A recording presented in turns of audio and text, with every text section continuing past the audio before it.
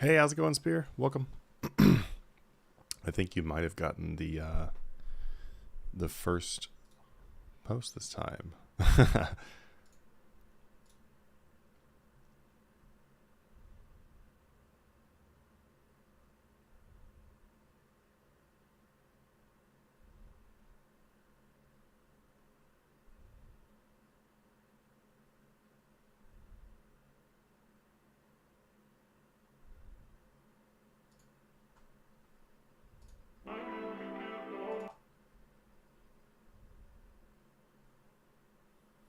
Oh shoot! I know what happened. All right, give me just 1 minute, guys. I will be back. I'll be back in just a minute.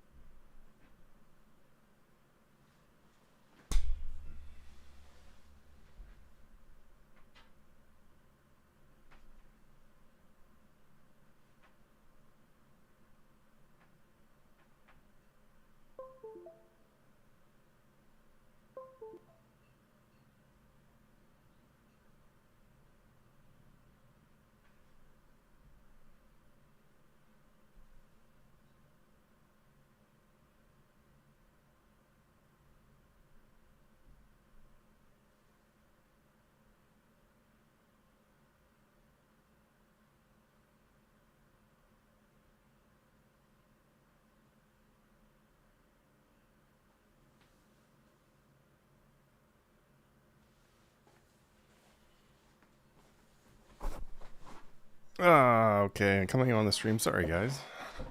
Had to make sure I fix the music here.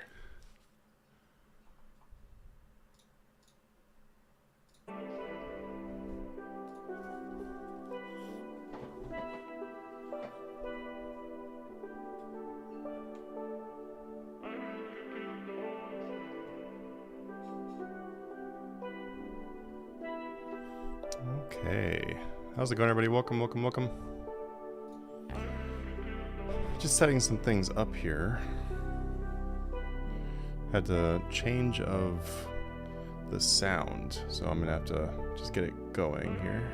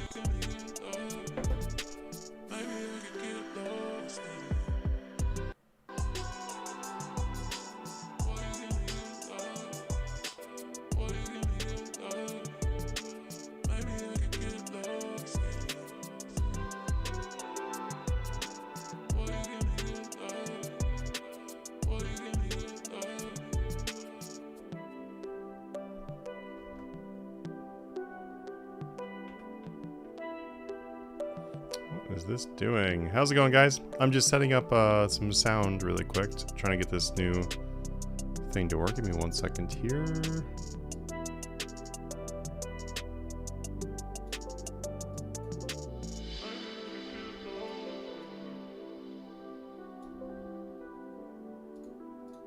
I'm so confused.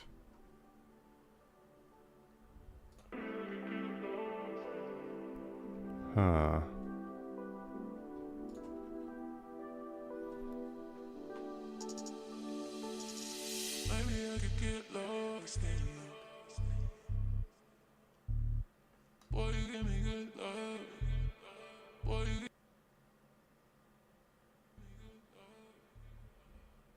Alright guys, I'll be right back. I'm gonna have to... I'll just let the music play, but I'm gonna have to connect the other mic back up. Be back in just a minute.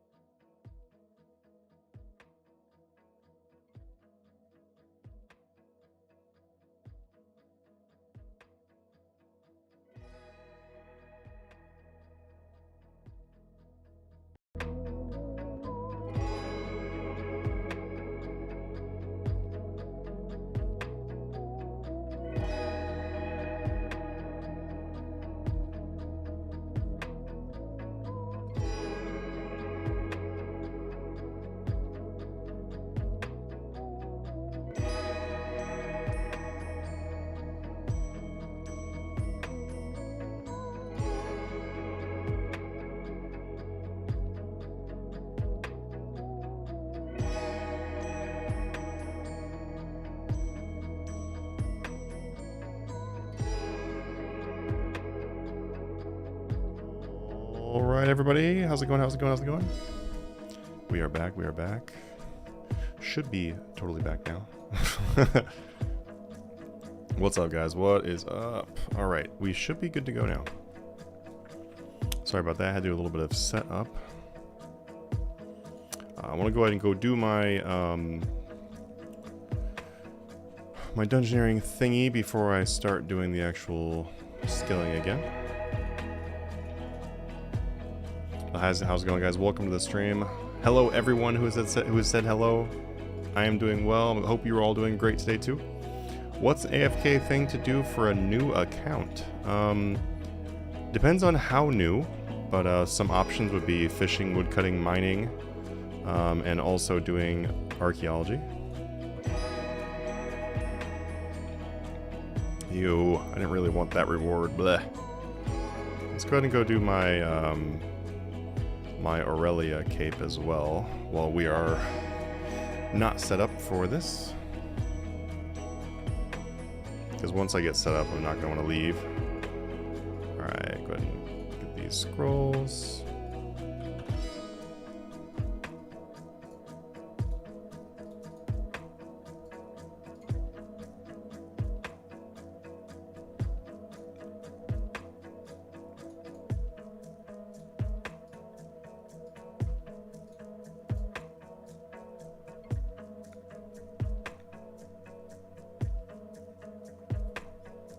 How you doing, Dreamy?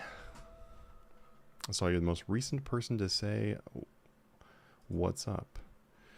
All right, now I just need to find a world. This could be a challenge. All right, go call familiar in here. Okay.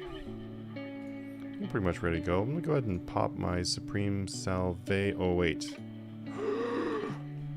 I never actually have paid attention for the Premier Artifact. I don't know if I use Premier Artifact right now, XP boost for an hour, if that will like carry over into the next hour. Like, will that, I've never paid attention to see if it would,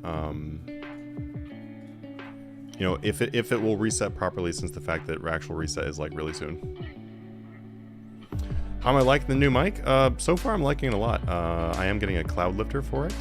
That is in the mail right now, so we'll have the cloud lifter to get a little bit better quality sound. The quality, like I think the quality of the sound is good, but it does need to be bumped up a little bit in terms of, like, you know, how loud it is. Okay, let's try World 4.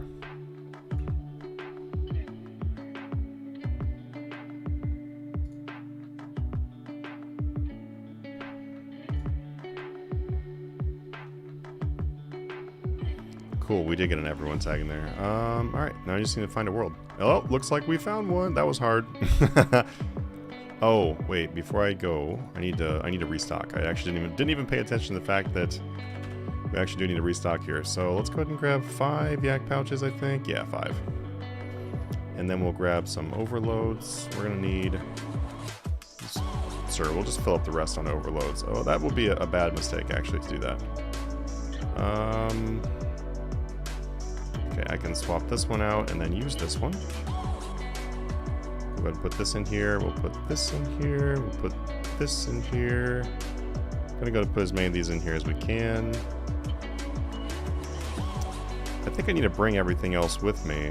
I don't think I can really put any of this away. I should probably empty my gem stuff here. That would be really bad to accidentally not empty those. Alright, let's go ahead and get rid of some of these, because I can't fit all of them on me. Alright, I think we're just going to have to bring the rest of this, so... all good, all good. Go ahead and get our prayer going here. We got the Supreme Salvation Aura, as usual. Alright, so I'm just going to make sure that we do have... all the vires in the right positions and stuff like that. I want to make sure none of them are stuck, so let's just take a quick look down here. That's 1. Looks like these are, oh, potentially, oh, nope, 91s. 91 again. One of them is damaged, so it looks like someone did run down here at one point, but it looks like none of them are stuck, so we're good.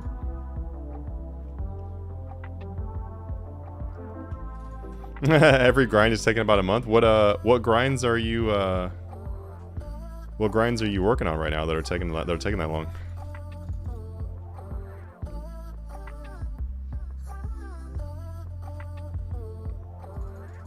Cool, cool. Kill those guys off. Woo!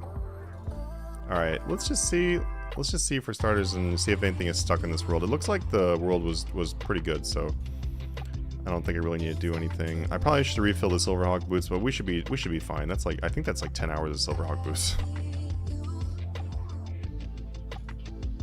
Alright, we'll just go ahead and park ourselves right here, and then we'll see if everything looks good, just to make sure that none of the wires are stuck or anything like that. That's just a little bit annoying. Definitely want to make sure you fix that right away.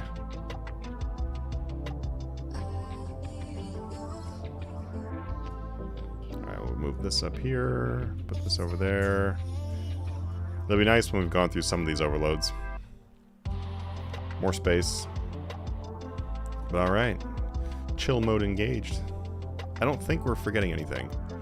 We have our artifact going. I think we pretty much got everything.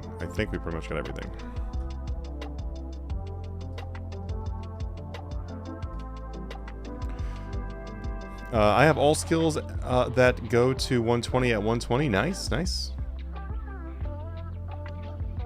Is that the grind you're talking about? Hey, how you doing, Dying? Dying for a beer? How you doing, man?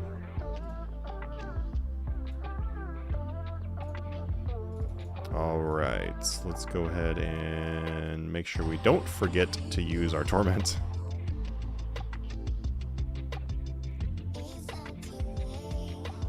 Also, too, I bought the Scripture of When to give it a try, so it's pretty fun here. I'm not sure how much it's actually improving our kills per hour, but it is fun to use, and I think that's probably worth it. So now we have the Scripture of When to use. That cost me like 92 million, so I'm basically like looking over here to look at my gains to see how long it'll take to replace the money that was spent. So 49 million more to go until we paid off the Scripture of When. It's pretty fun to do. I actually kind of like paying attention more to that than the XP per hour. I got the same mic and got the Cloud Lifter. I love it, but I use it for music. Oh, that makes sense. Makes sense. Yeah, I wasn't sure if I was going to need a Cloud Lifter, but I think so. Definitely, I think so. It'll allow me to also be a little bit further away from the mic too, which will be better visually, and just also worry less about, you know, going too far away. Kind of the same thing.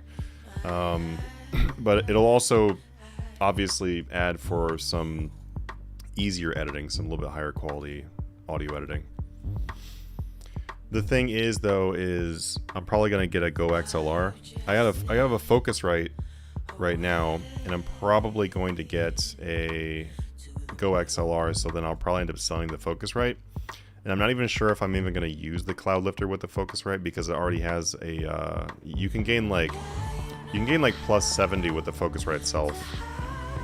It's not as clean as a Cloud Lifter though, so since I'll have both, I'll go ahead and give it a try with both.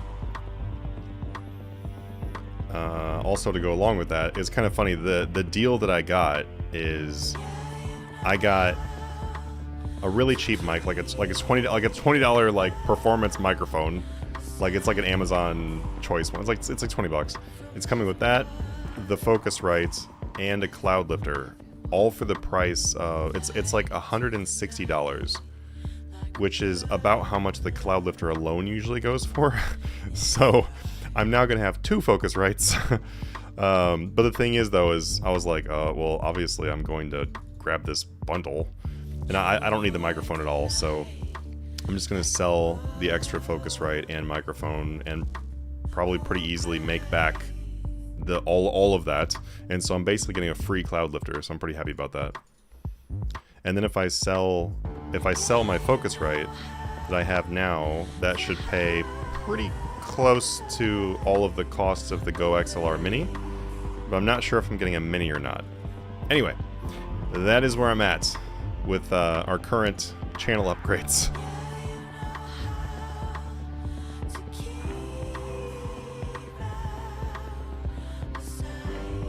We also seem to have a virus stuck over here too. And I also haven't activated double XP. Just realized. That's okay though, we just started. Not a big deal. Got a little extra XP, that's all. It's not like I'm not going to do Vires forever afterwards anyway. We literally just started though, so.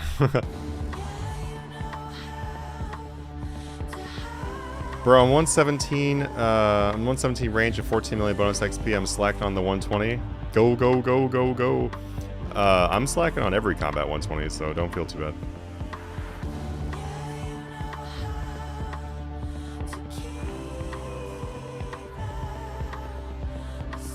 If I do any skill, it's for a skill that doesn't go to 120, so the XP does not get any faster.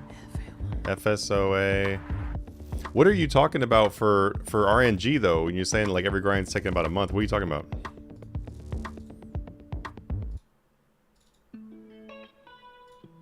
Oh god, I hate this song. Why is this song on any of their playlists?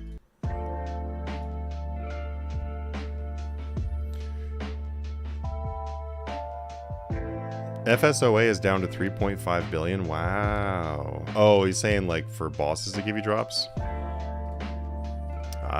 You know, loot comes and goes. What in Rage are you doing?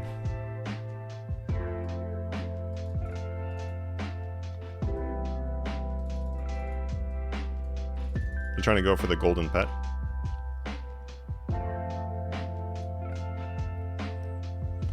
What are you even talking about? We're talking about audio interfaces. It's like the new microphone. AJ says, my SSL2 interface, you can natively just plug in the Shure without Cloud Lifter as well, but the Cloud Lifter is just a clean. Yeah. That's my thing is since I'm gonna have a Cloud Lifter now, because I was like, there's no way I'm not going to pay $160 to get a Cloud Lifter, a microphone, and a Focusrite 2i2. Like, third gen, obviously. Like, who would not pay that? And the guy so it's obviously on a marketplace, and the guy listing it said like they're brand new. They have like boxes and everything. They're like brand new. So anyway, since I'm going to have all of the equipment at once, I'll be able to try it all out, and then I'll just sell whatever I don't use. But I do like the idea of getting the clean gain from the Cloud Lifter rather than using some built-in preamp on the Go XLR. Although I just got a cold sweat because I'm trying to think, where is my Cloud Lifter? Man, I get that feeling every time I can't find something. I'm always just like, just instant terror. It's terror. That's what that is. That's that cold is. That cold chill is terror.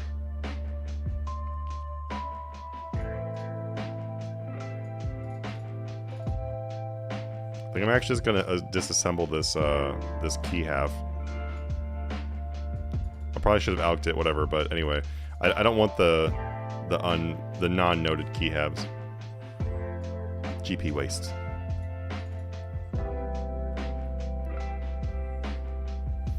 Where is it? Yeah, I know. I lost my wallet like a few days. Well, no, actually, no. Never mind. It wasn't a few days ago. It was like a few weeks ago. I lost my wallet. I could not find it to save my life. And I was like, where is my wallet? And man, I looked everywhere. I looked for like 4 hours. And I'm like, oh my god, where is it? And it's a Louis Vuitton wallet. So like, not cheap, obviously. So I'm like, okay. But even then, even though the wallet is expensive, I was still much more worried about what's in the wallet, obviously. Like, it's like, oh my god, I don't want to have to replace all of my cards, you know? So I'm looking. 4 hours later, I end up finding it on the passenger side seat of my car, in between the passenger seat and the door. So what happened is, while I was driving home or whatever, I sat it on my passenger seat, and it slid over and fell off in between the door. I was like, and I'm going to make sure I tie this to my body.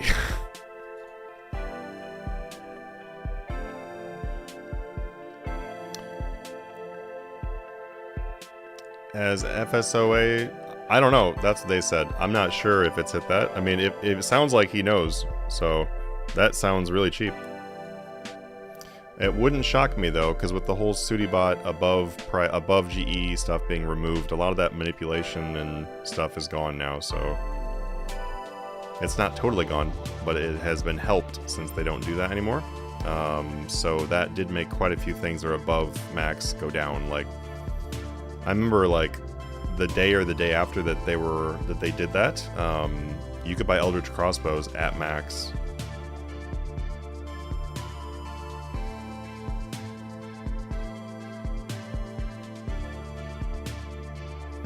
I think I'm gonna pull the trigger on this gaming laptop since I'm still on my PC because it's too hard with kids to sit down.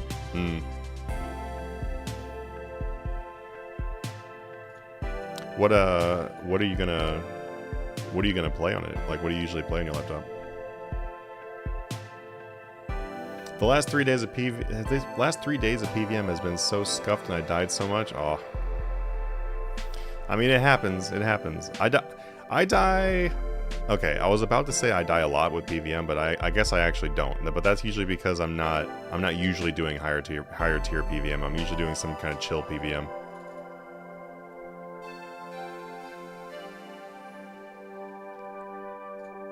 But usually when I'm learning something that's going to be like a harder thing, then I'll usually sit there on, like, I don't know, on practice mode. Like for Telos, I sat there in practice mode for quite a while. But I'm trying to think. Yeah, for Carapac, I wasn't dying on Carapac, but I was just taking forever. Usually for me, it's not I'm dying. It's just I'm going really slow. But I want to get the deal, so I might pull the trigger now. My brother-in-law is buying my PC in 2 weeks. Oh, I gotcha. That makes sense. I'm actually planning on upgrading my PC really soon. Now that graphics cards, you can buy them in my area. Like a 3080 Ti, I can finally buy one. But the only thing is, though, is just like I don't currently have the time to build a new rig. But what I might have to do is just buy all the components for it, and then just build it. You know, just let it sit there and just slowly build it all together. And then that way I don't have to worry about, like, because I don't want to like sell my current rig or try transitioning into the new one at like piece by piece, like, you know, like slowly or something. Like, I don't want to do that. So, because I work too much on my computer. So, and with how busy everything's been, I just don't have the capability to sit there and let it take forever.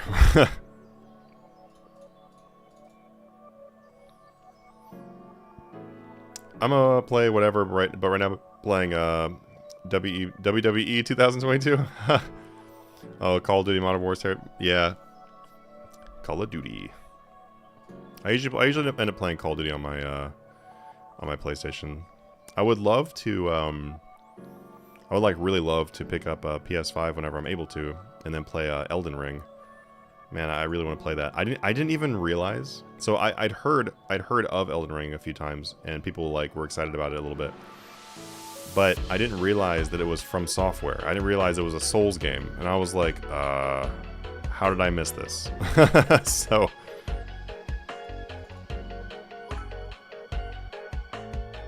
Hey, thank you so much for the follow. Yeah, so I did not realize it was a Souls game, so I had to go watch like 10 or 15 minutes of gameplay, and I was like, wow, this looks amazing. So I need to get it. ASAP. It is on PC, totally, and I would love to play it on PC to like stream it or whatever, but like I just don't really enjoy playing that type of game on PC. That's the kind of game where I just want to like jump on my couch, grab a beer, crack the beer open, play the game, forget about life. I already spend. Something you gotta remember is I work from home in my office on my computer all day. So when I want to chill, I don't want to be on my computer. No, because I'm never leaving work. So yeah, I do try to play console when I can, just for literally for the sake of not being on the computer. Do you do any daily scape? Yeah. I mean, I do most of the daily scape stuff that you would do, like for endgame daily scape stuff.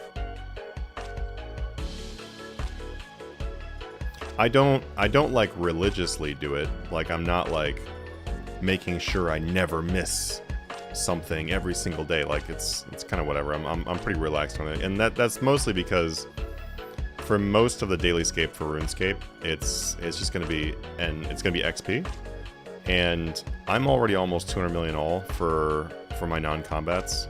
Like, they're pretty close to being done. Like, I'll be done with them very, very, very soon, actually.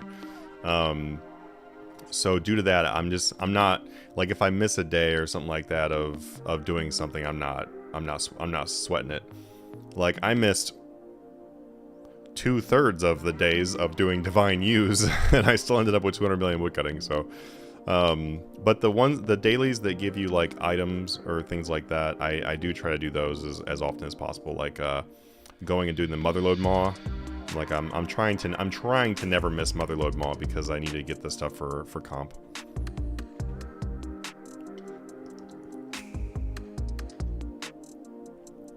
Whenever I decide to sit down and catch up with the quests I'm missing, then we will go get comp.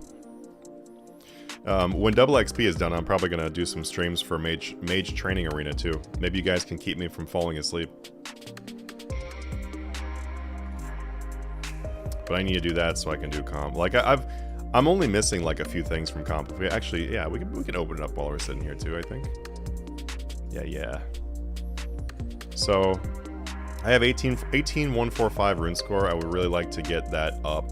Before we dive into this though, let me make sure I got all caught up on the chat here. Can you stream some PVM one day? 100%, man, 100%.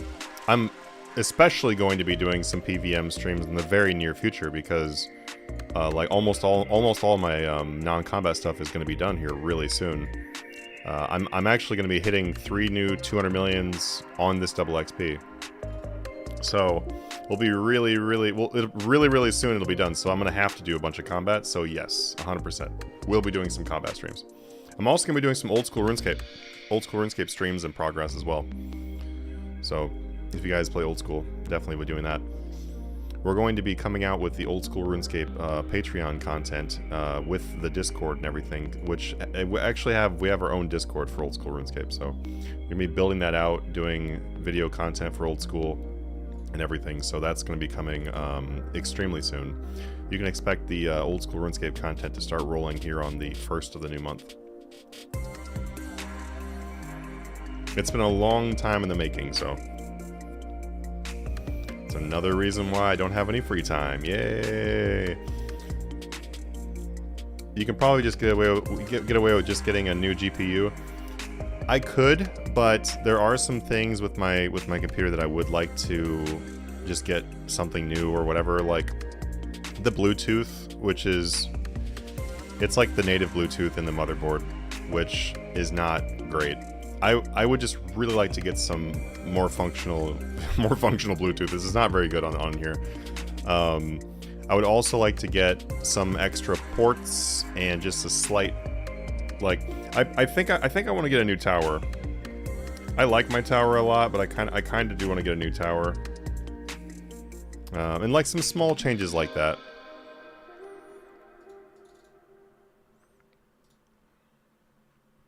So, but ultimately though, I'm probably gonna try just to build a whole new thing and then just sell my rig as it is, like as a fully built thing.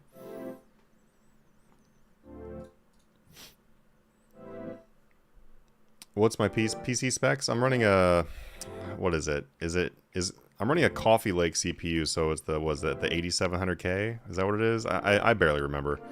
I built it quite a while ago. I built it probably like 5 years ago. I'm pretty sure it's the 8700K, and then a 1080 Ti with a ROG Strix motherboard, I think.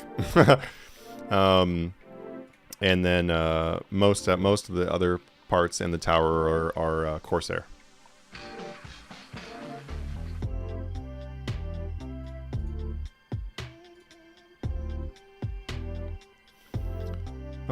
The laptop I'm getting is I got a 3060, not too bad. I don't need a 3080 right now, but they sexy. I mean, and to be honest, like, you know, in a laptop, I think 3060 is totally fine.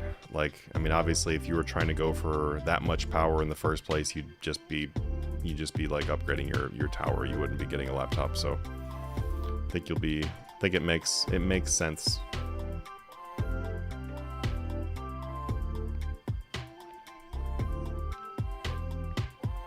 Elden Ring is such a really good game. I'm really excited about it now that I know it exists. I'm still playing through Sekiro. I haven't even actually fully played it, but I actually started playing Sekiro probably like 3 or 4 months ago, and then I very randomly get to play it.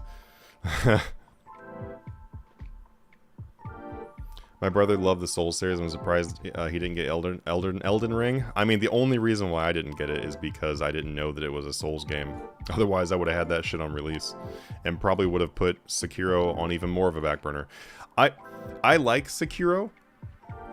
Shadows Die Twice, but like, I like it, and then there are also some things about it that I dislike. I like that. I don't know. I like the feeling of it and stuff. Like, I like the feeling of the game. It feels like a Souls game. And I like a lot of aspects of it that are very Soulsy, if that makes any sense. I like all the Soulsy aspects of it. One thing I could probably do with less of in Sekiro is just that when you... I don't know. The balancing thing, like throwing people off balance or whatever, or whatever it's called. I can't remember what it's called, where it's like, you know, like instead of a health bar, they've got the fact where you knock them off balance and then you hit them for like a damage. I think it's interesting and it's very creative, and I definitely applaud them for that. But it does make some situations, and it just makes the fighting get kind of tedious when you have to kill some enemies the exact same way each time. It just gets to be a little bit tedious, because in a normal Dark Souls game, when you get good enough, you know, you can pretty much just run and smack the shit out of everything and not worry about anything. And that's just because of the fact that your timing and everything is really good, and so you can just basically just hack and slash your way through it. But you're not really able to do that in a lot of the situations in Sekiro, so it makes it kind of like a lot of work. I do really enjoy the game, but I do feel like you need to like really be in the mood to play that game. But yeah, I'm definitely excited about Elden Ring. I definitely want to play it. New line of GPU in mid-July. Okay, then I will look into that. Good timing then. They'll probably be completely unbuyable, I swear to God, if that happens again. Probably gonna happen, so I'm probably gonna end up getting a 3080 anyway. Wish they made Rocktail bubbles decent XP like use. 100%. They need to. They honestly, they really need to. It would bring more Rocktails in the game, which PVM could use that. Because for budget PVM, then it'll just make that cheaper. Also, on top of that, fishing is a really slow skill. Like, it's a very slow skill. So I think that giving it a faster outlet, it's very similar to use, would totally make sense. So I definitely think that they should like either buff up Rocktails, or make it so that the shark bubble is like 1 per or something. I don't know, like just make it similar to use. Like, I don't know why sharks are not the same as use.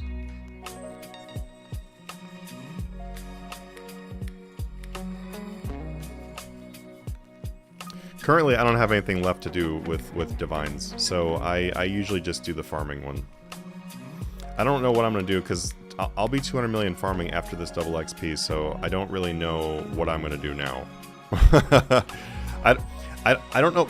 Do you guys know? Like, what is, like, okay, so XP aside, what is, like, the best thing to do for divines? Because I haven't looked into it yet.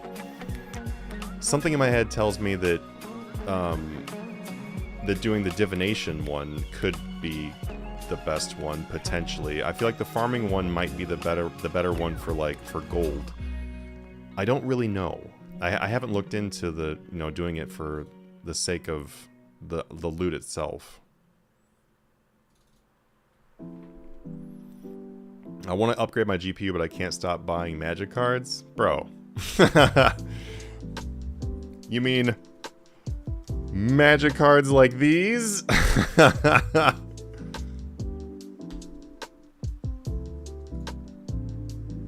Well, then you're definitely not gonna like my next channel. Shiny Tails is about to enhance his magic buying habit by like tenfold when I start making magic content really soon. Do you see this? Do you see the wall behind me? Do you see the shelf behind me? I think that made it more fuzzy actually. It's literally all cards. I can assure you that any card problem that you think you have is not as bad as mine. So I'm hoping that I have made you feel better by saying that.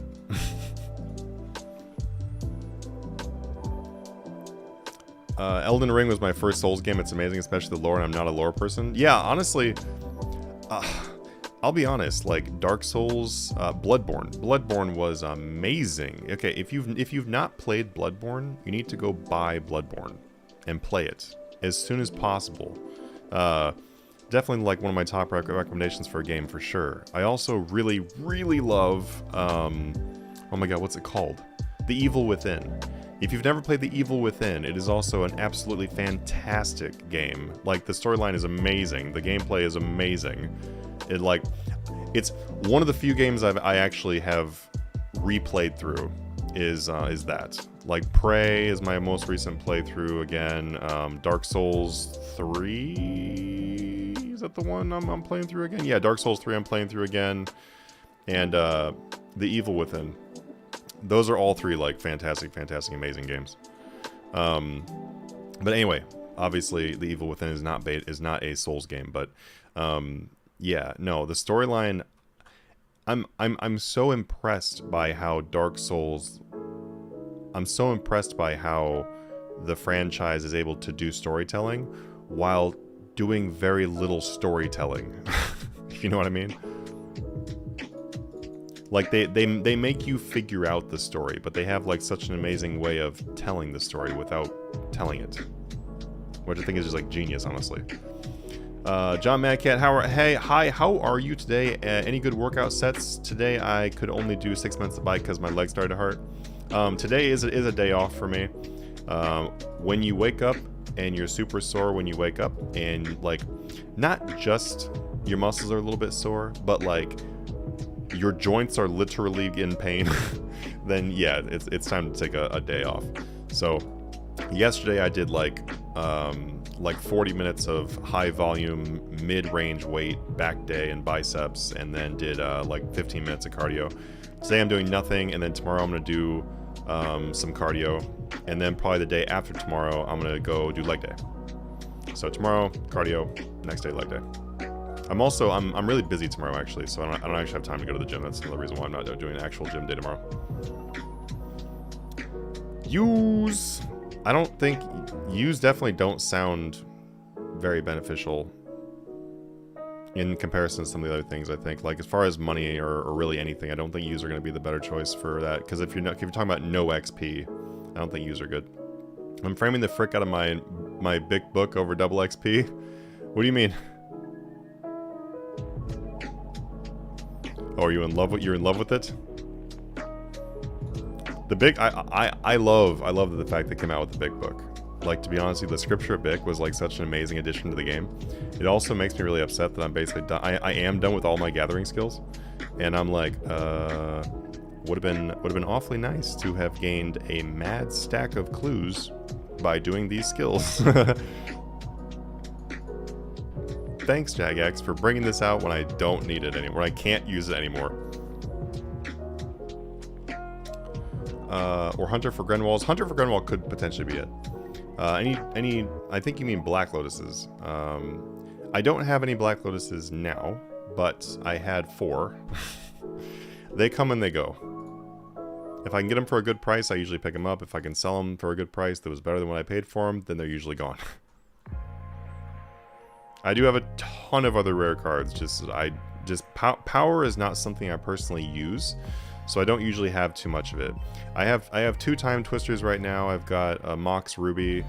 I've got some power, but it's not stuff that I usually care to keep because I don't use it. So yeah, SLL, I've been picking up a bunch of revised lands. Which have you been picking up lately? I'm thinking about buying some more volcanic islands because they are really cheap right now. In comparison to what they were. I sold 2 play sets of volcanic islands when they popped up to 1300. And right now you can get like LP MP ones for like 600. Ever played Horizon Zero Dawn? I haven't played it yet, but I know that it's a really good game from what people have told me. And I also own the game, and it's still sealed because I haven't opened it. And I've had it for like 3 years. And I haven't opened it.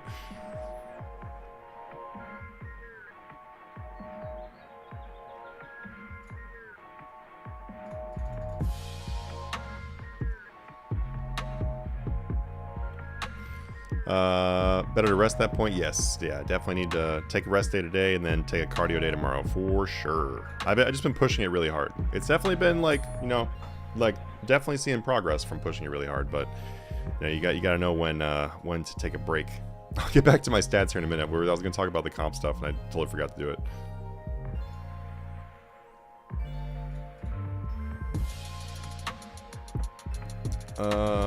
That's good world design and player interaction. Not, hey, I need item to follow giant arrow in the sky. Yeah, no, for sure. The storyline and everything like that, like the storytelling for Dark Souls games is like fantastic. Like they are doing it right. By the way, welcome to the stream, everybody. If I haven't said hello, feel free to let us know what you're doing for double XP. Glad to have you. I'm sitting here chilling on these Vires. We're getting 4 million XP per hour, which is nice. Just gonna be chilling here for Vires for this entire stream. So glad to have you here. Hope that your goals are looking good for double XP. Hope you're hitting those goals.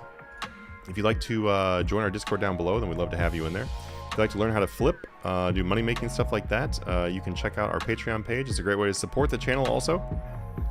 If you want to start making literally billions of gold per month right now without ever having to buy gold again, go check it out. If you guys have any questions about that stuff also and during the stream, just let me know. Imagine book from start of 200 million all and stacked all clues. My god. Don't tell me that because like I could be seeing that now. Everyday leg day for me at the moment because I only have 2.5 pound weights at home and only have a recumbent exercise bike at home. Oh, I gotcha. I mean, you know, doing push-ups, you can get quite a bit of work done on your chest with push-ups, honestly, like quite a bit. And you can do close grip push-ups or diamonds, and that'll really hit the triceps. You can also like lean forward into it more, and then you can. Hey, thank you so much for the sub.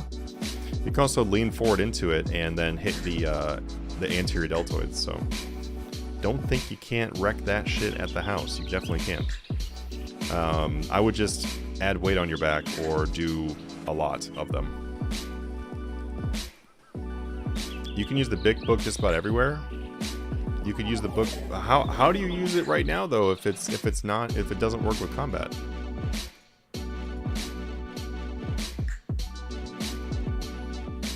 I've been snagging Badlands. I feel like they're at a decent price point at the moment. What are they at right now? I have a lot of Badlands, so I definitely don't want to buy more, even if they are a good price. But I'm curious.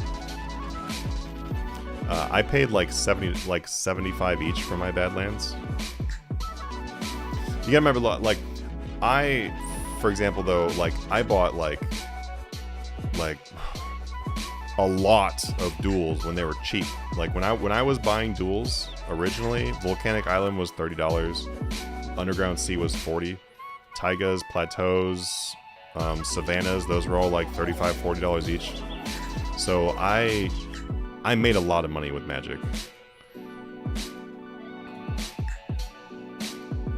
You're getting firemaking, farming, and prayer, so you can use the big book. Oh, okay. So it'll proc even if So it'll proc even like that. Okay. Well, I'm definitely gonna go try it out. All right, let's definitely give it a go. I mean, because this scripture one, I'm not even sure if it's actually doing me much good, honestly. Oh, nope, close the door, close the door, close the door, fool! My guy's like, I don't close doors, ha ha ha ha. Asshole. Alright, oh great, wonderful. The fact that we are going to have to go grab more scrolls at some point, that's okay.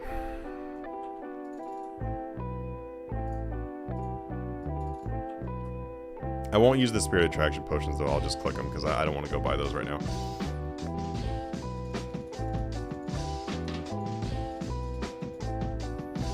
All right, let's give it a go. I have heard this from like 3 or 4 different people now, so I'm gonna be really, really happy when I get a scroll from this, because I really want to stock up clues, because I want to be able to go for the clue titles eventually. I'm not gonna do them like probably anytime soon, but I want to work on them sometime. So I'm just gonna stock up, get a big stash of clues.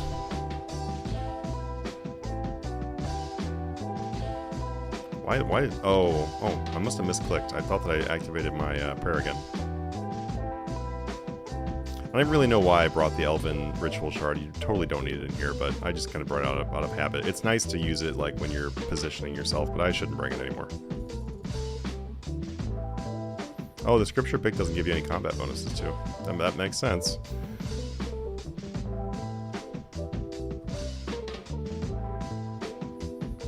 Okay, I don't think I got any stuck on accident while I was doing that. No, we should be good. We should be good.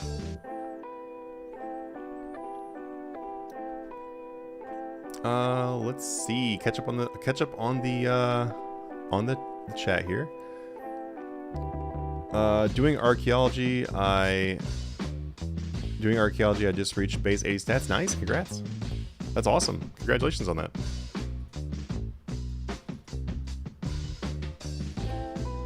Oh, you're fine, John Madcat. I don't really care. I don't really care how you spell, man. You could misspell every single word in there as long as I can read it. Locke says, your name is not from Final Fantasy, is it? Or is that your actual name? Locke says, just finished making extremes and reached 110 herb lore, now to make 7,000 overloads. Nice. Go, go, go, go, go. Make sure you make those holies. What all you plan on making? Snake Creeper says, I'm using my Proteans and using Big Book Spirit Traction Pot. Yeah, but Protean is a that is a non-combat. Oh well, we'll see. We'll see. I'll believe you for now, but if I go like a half hour and I just waste a half hour on my book, you owe me.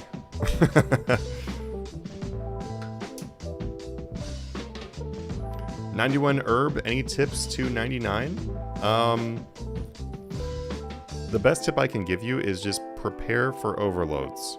So now you can buy extremes, so that has changed things obviously, but I would just make your supers, make your extremes, and then just make them into overloads, and use a boost so that way you can make overloads early. You can use like the god staff, or like whatever it's called, the god banner, or like whatever other boost you can use. I'm pretty sure that pulse cores work.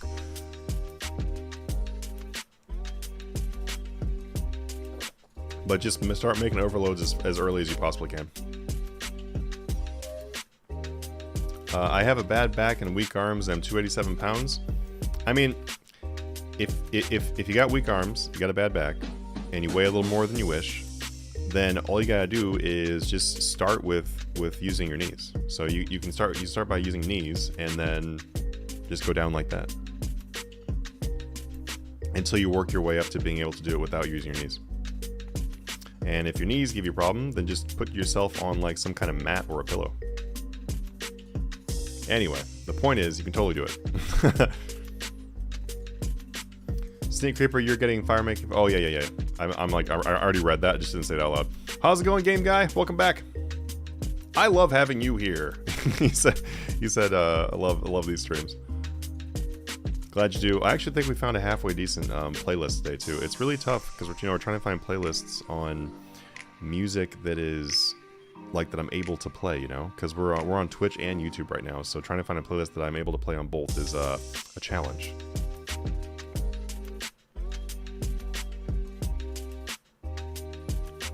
Going to have a bilateral steroidal injection next to the L4 because of blah blah blah blah. I'm gonna guess that is something near your shoulder and you're getting a steroid injection. Nice. I hope it turns you into Arnold. I'm just joking. I know that's not what you mean.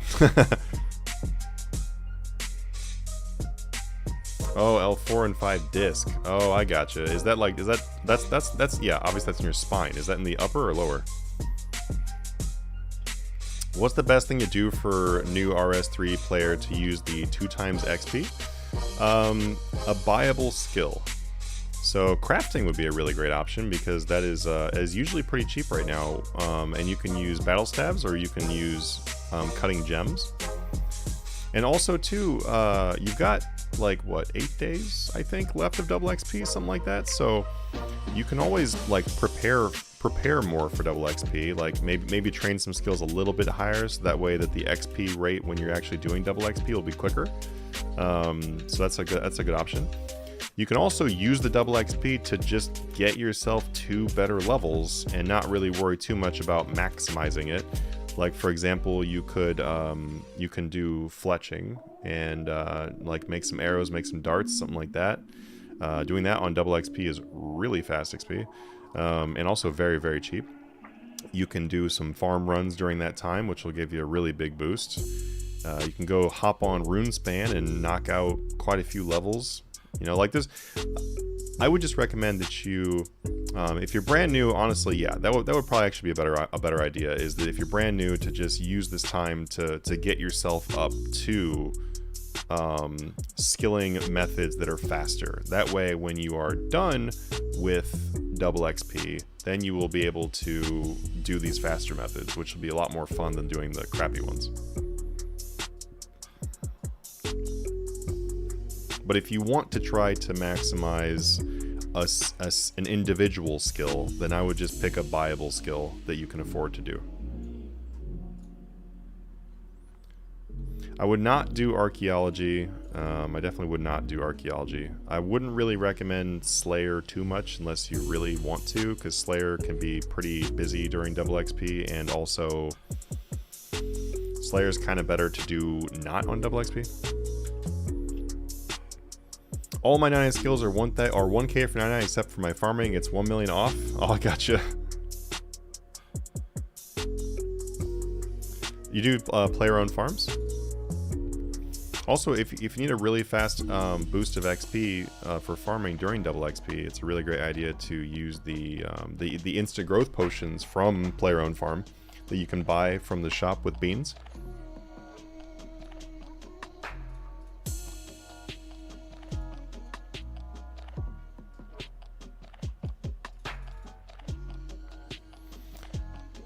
Fish is a good skill for double XP. I would highly recommend you do not do fishing on double XP. It would probably be close to the worst thing to do on double XP. Pretty close to the worst thing to do. And the reason why is because fishing is so AFK that you're gonna... Oh, there's a catalyst! Ho ho! It has been proven that I can in fact use the Bic. Okay, great, awesome. I am going to sit here and live at Vyres for now on. This is where I live. I never leave Vyres again. Well, awesome. Oh, that is amazing. I'm so glad that like we have that. I'm so glad that I did decide to try this out.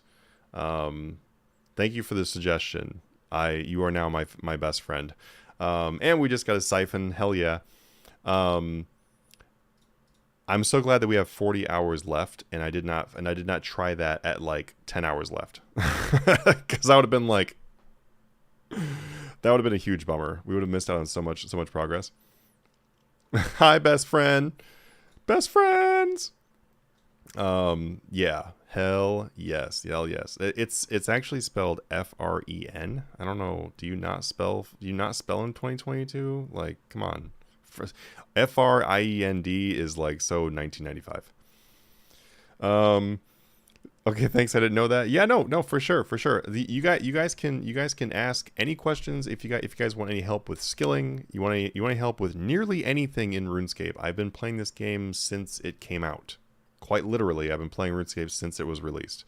Like at the point that they brought Classic into existence, because it was devious mud, and there was only a certain number of people that even played that, and then it came into Classic, and so that is quite literally when I started playing RuneScape.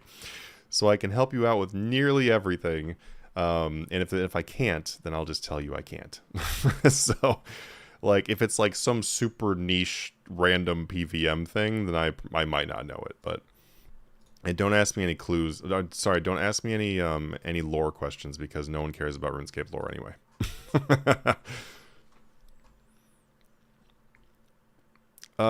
Clues for life. I know I've got over 1,000 easy clues saved up, which I actually got those before BIC was even a thing. So now that BIC is a thing, then hopefully I'll be able to stack. But I've got about 1,000, a little over 1,000 easy clues saved up because I really want to get the Gold Digger title. It's gonna be great. And you need, like, I've heard from people it's like an average of like 1,500 clues to get that title, so that's gonna be fun to go for that one. Obviously that number is gonna vary pretty wildly, but yeah, around 1,500 clues is what I've heard from people to get that title. It's really good money. Like, I know that it's really, really good money to do the easy clues, so that's going to be sweet. Okay, apparently that was our entire chill electronic playlist, really? That was how did we go through that whole playlist already? That was a long-ass playlist. Did we seriously listen to all of it? No, we did not listen to all of it. Weird, it like paused itself.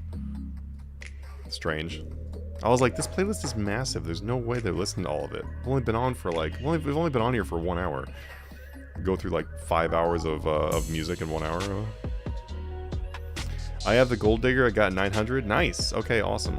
I have heard from some people too that they got it at around 1,000. So the average I was hearing from people was like between 1 and 1.5k. So nice. Good to know.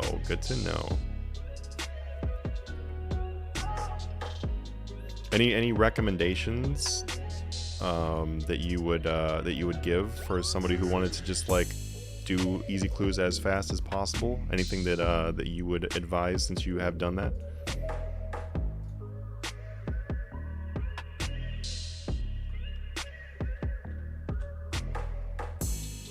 LOL, you're right about the lore. Yeah, no one cares.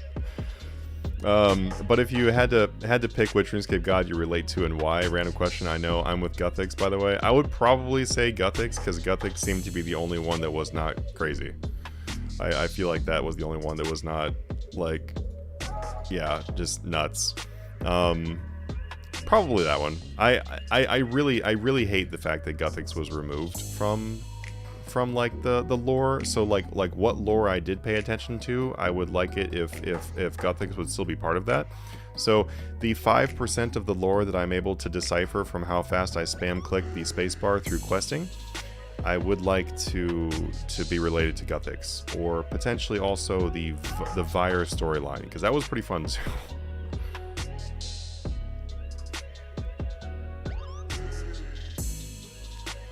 Question. I own Cryptbloom, Seismic, Magic Codexes. I'm thinking of buying melee gear. Masterwork Spear, Trim Masterwork Armor, and Codexes. What are your thoughts? I have 4.2 billion cash stack, if that matters.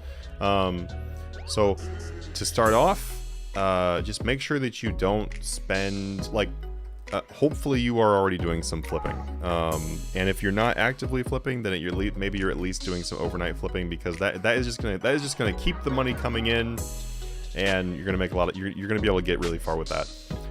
So keep that in mind, that you don't want to spend down more than, you know, what you're gonna be comfortably using.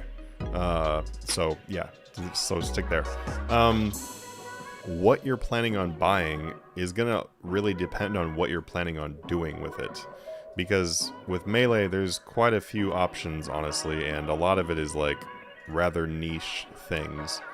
Like, what are you planning to do with it?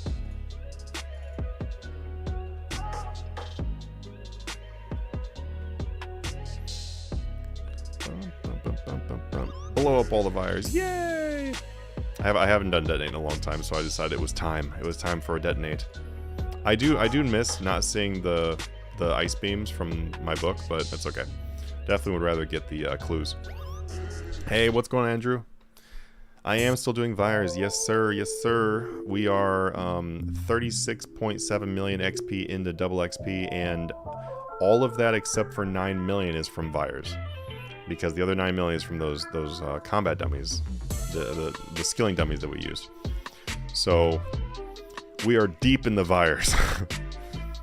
Which, by the way, we have 300... I actually totally forgot about this, but we have 320k until we get to 120 prayers. So I'm really, really excited about that, because that has been a cape I've been wanting for a long time. So 120 prayers coming soon. Just didn't have it because I never do combat. Constitution is also decently close to 120 at 2.8 million to go. So we're going to be seeing some 120s, some 120 explosions. That's the fireworks very soon. So that's really exciting.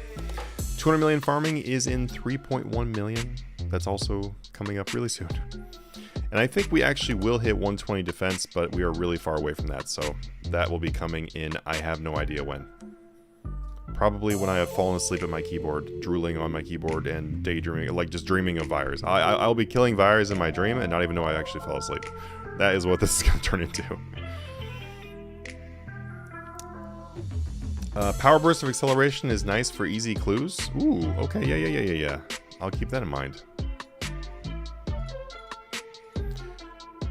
I'm getting back into RS3. Hey, welcome back. Hit max last year. Been playing since 2006. Nice. Congratulations. What content are you most interested in with coming back into the game?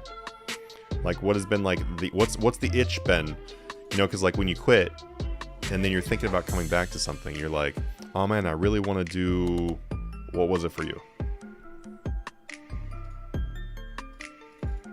You know, oddly enough, what brought me back to old school originally, when I was like, yeah, you know what, I'll make an old school account and play it. What brought me into old school was missing the hit splats. I don't know why, but like that was what I missed. Was like trying to go for the biggest hit splats.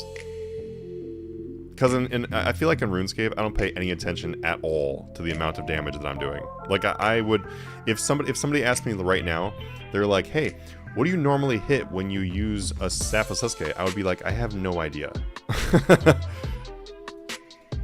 But then in old school RuneScape, you know, if somebody was like, so bro, what's your max hit with the dragon scimitar? I'd be like, 16. Like I'm just saying, like you would know like right away. 16, but if I, you know, a strength pot and everything like that, 17, 18. Okay, I wouldn't actually say it like that, but you get the idea.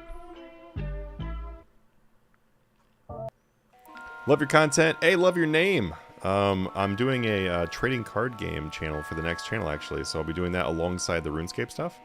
So if you like Pokemon cards, your boy's going to be bringing you the Pokemon cards right here. We can go through my my quite literally $50,000 box of old school Pokemon.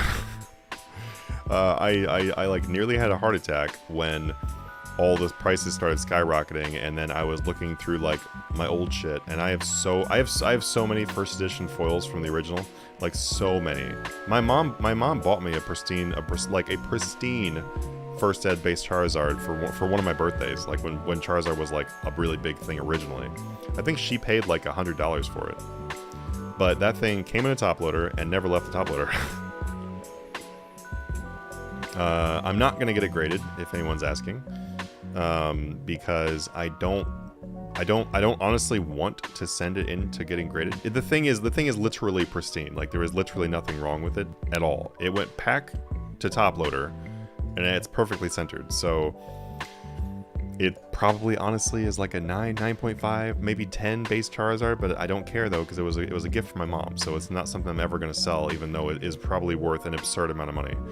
But I'm not going to get it graded because I don't really trust.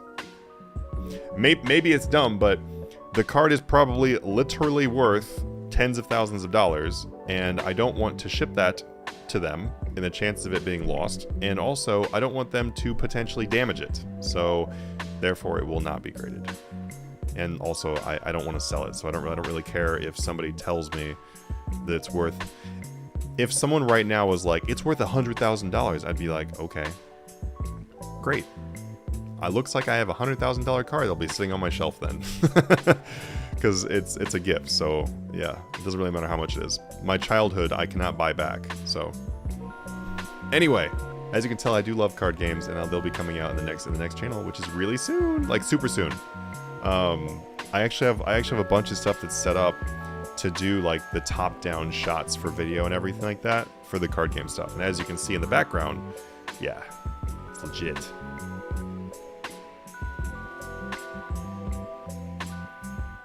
And we got 3 easy clues from that last thing, by the way. Oh, PSA is in LA. Cobra, my man. I did not realize that. Probably because I literally never said anything to get graded. See, for me, like I like playing card games. So very little cards I actually own to collect.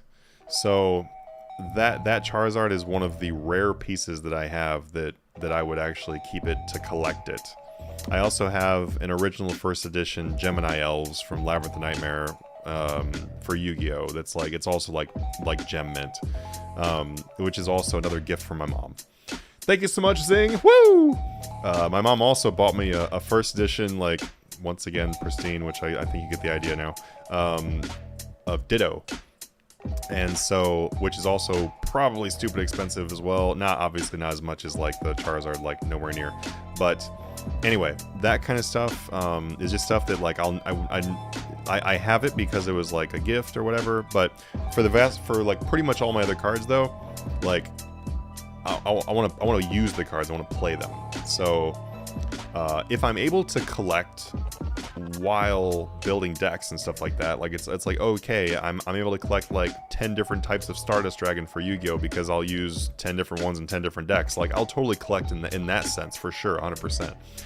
But putting slabs on my shelf is definitely something that will never happen. I just have zero interest in that, because I would literally take that shit, crack it, and go play with them. Game Guy says he wants to Telos 500% Enraged, so I would probably recommend doing Inquisitor for that and not using like Inquisitor and like some switches. So I would definitely stick with Mage for that. I also I melee Telos, but I think that at this point it would be much better to use Inquisitor or something like that. I haven't been back to Telos in a little while. But anyway, I probably wouldn't be able to give you very many recommendations for melee for that. Maybe try Elite Dungeons. Yeah, Elite Dungeons is really, really, really easy with your melee. Honestly, get dual wield 292s, and then get like a scythe. So you're gonna need dual wield 292s and a scythe all perked out. You can also bring a ZGS for the spec if you want to, but that's a cheaper switch nowadays, I guess. But you really, honestly, just the dual wield 292s. So have like a Tumekin, or sorry, not a Tumekin. Have like a Scourge and an Eladinus. Because basically what you're just going to do is just bladed dive surge. Because, for example, if you're going to do 83, you're basically just going to bladed dive surge through 99% of the map, and then just hurricane and earthquake with the scythe when you get to the enemies. I mean, that's mostly what you're going to do. It's actually extremely straightforward. And then being able to bladed dive surge against Ambi it makes like most phases of that boss really easy. That was probably the only reason why I was able to get kills in Ambi, honestly, was because of the fact I was just able to just jump over everything. I haven't tried doing Ambi on anything except for melee. But yeah, tier 92 main and off, and then a scythe, and that'll get you through most content. You can buy a ZGS if you want to use a switch. Somebody else in here might have some better recommendations for you, because like I said, I am definitely not the PVM god. But that's what I would just recommend as a base. Obviously, Trim Masterwork.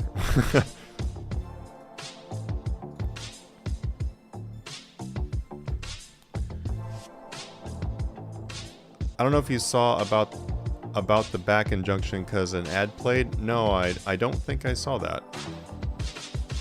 Oh, if you're talking about the injection you're gonna have to get, I did read that. And I feel for you. I feel for you that would definitely make any kind of physical stuff is going to be, you know, sounds like some things are more difficult. Just do what you can, though. I mean, that's what matters.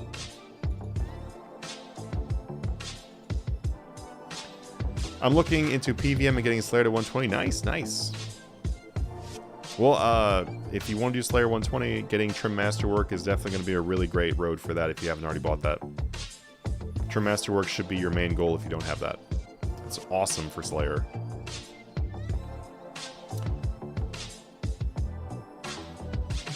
$20 years will be double what it is now for the Charizard. Potentially, yeah. I'll give you $10 for it, my god. Rose City says, I don't blame you, but it's got so much nostalgia, and if you're comfortable with money, then keep it safe exactly how it is.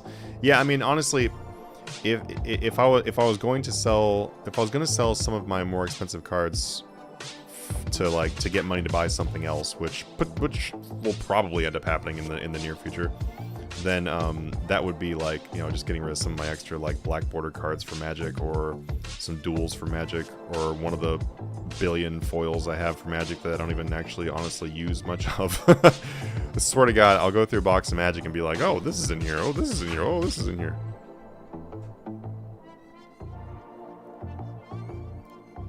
Soon, TM. Do you have your cards graded in a card case? They have them for Pokemon cards too.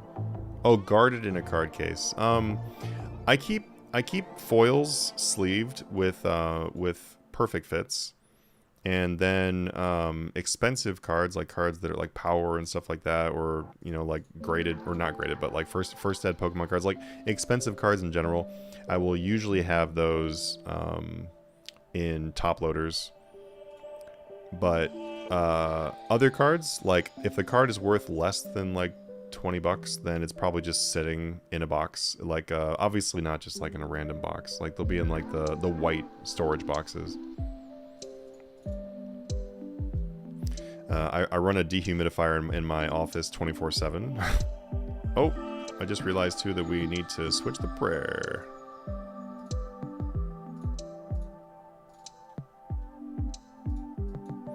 And welcome to the stream, everybody. How's it going? Glad to have you here. How is your double XP going? We are making some progress, making some gains here at Vires. 37.5 million gains so far on this double XP, but we're only just under 9 hours in, so some pretty solid progress. Happy with it.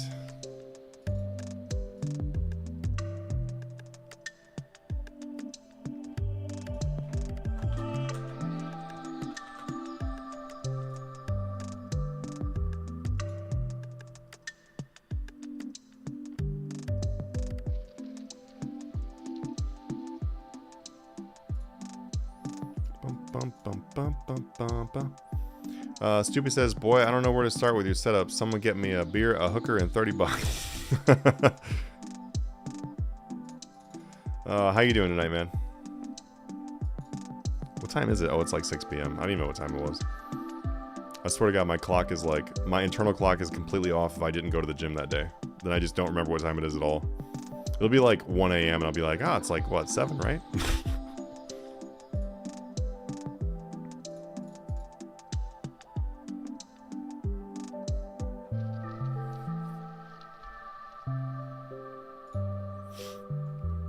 Are you talking about my my Dragon Rider amulet?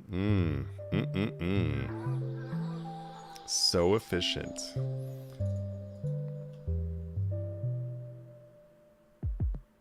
Doing Vires for Mage hurts my soul. Okay, listen. I was way too lazy and also too frustrated after doing like 1 trillion attempts to get Scavenging 3 on my Vire top. Sorry, my Virtus top. Well, it is my Vire top. And then Scavenging 4 came out, and I just slapped it on here, and then, yeah, I just went ahead and just kept using this. I know. Melee is the way to go. I know that melee is the way to go. I know these things, I just choose not to do them.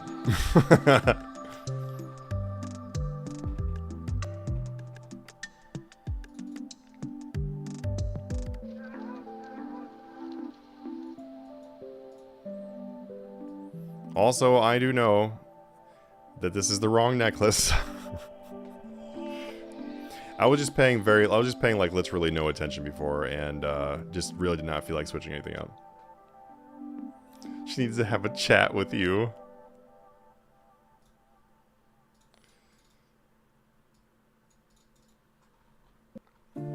Is it worth... oh, so Party Hattie sent a message explaining the music thing. By the way, I noticed you asked yesterday. Oh, awesome, awesome. I'll take a look. Wow, you're extra keeping that dehumidifier. I know what that's for, but some others don't. Well, I mean, like, if you had anywhere near as much money invested into card games as I do, then you would definitely have a dehumidifier running.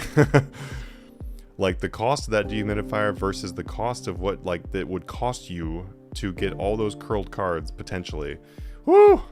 And I live in a very rainy city, so it's like I am 100% going to make sure I have a dehumidifier. I can't talk for shit today, but yeah, no, 100% dehumidifier all the time.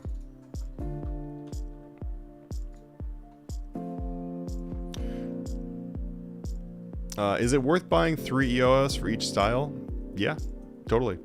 If you can afford it. I wouldn't say that would be like my first investment, but yeah.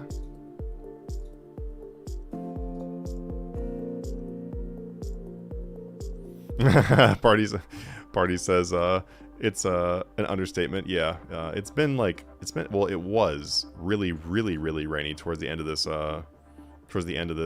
season. It's super nice today though. It's really nice today.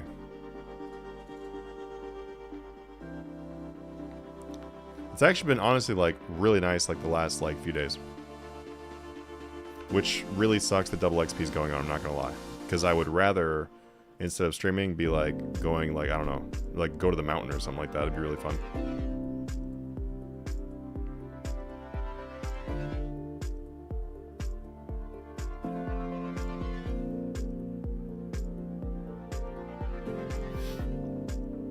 What are you killing these for? Sorry, it's been a minute. So just for the XP per hour, because these things give you quite a bit of different types of XP. So you get your combat. Oh, there we go, Catalyst. What's up? You get your combats with prayer and fire making and invention and agility and farming. So you can do all of those things at once here. So it makes the XP amazing. Also, they're completely AFK. Like, I could not pay attention at all, but obviously I'm sitting here, so I'm gonna click this shit. But they're super AFK, so it makes it really chill to do on double XP. And something I've learned is that now that I don't have to spam click shit, I am not going to.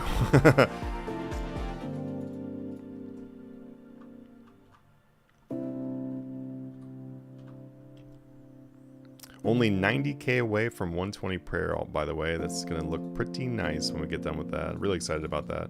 Finally going to get some combat 120s. We'll get Constitution, Prayer, and Defense at 120 during this double XP. Which would be really nice because the combat area of my skills is greatly lacking. What is combat?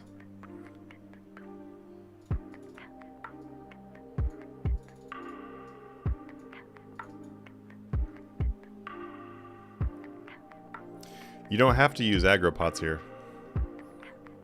which makes them even better.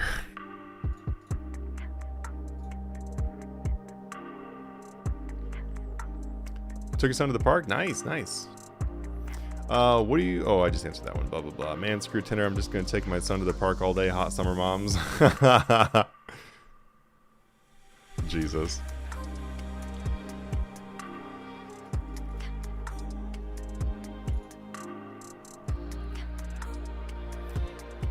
Wow, Grace the Elves went up a lot. I bought mine at 25 million. I have no idea what it would cost to get one right now.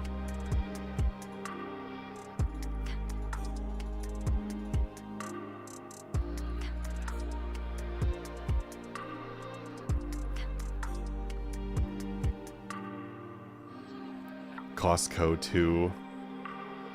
All right, see you soon, Subi. Costco is I don't think that you would want to go hit on women at Costco. I'm just gonna say, because I feel like there's really only 2 types of women at Costco, and that is hot girls that are in relationships because they never come there alone, or a Karen. So it's one of those two categories. So I don't really feel like that is where you would want to go. Yeah, see? See? Party Hattie? See? Karen is buying snacks. See?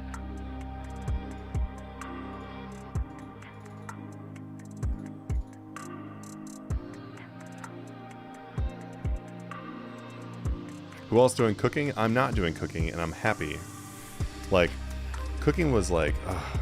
I eventually just AFK'd cooking, I'll be honest with you. I eventually cooking the slow way. I was like, you know what? I can do cooking the slow way and still hit 200 million during this double XP, because it was like, I don't remember, like 2 double XPs ago that I did cooking, something like that. Probably 2 double XPs ago. But yeah, I was like, okay, there's no way I'm going to 3-tick cooking this entire time.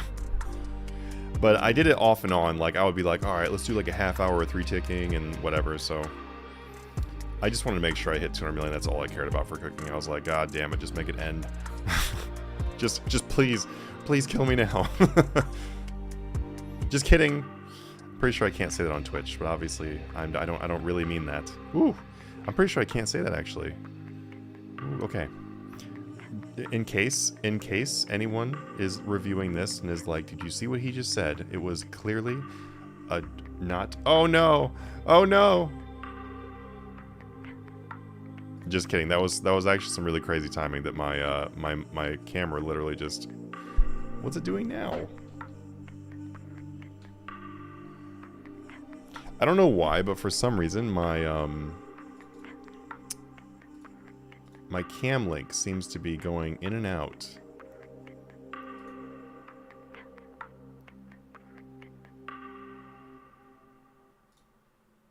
I don't know why it's been doing that. I can't tell if it's the cam link doing it or if it's the camera doing it.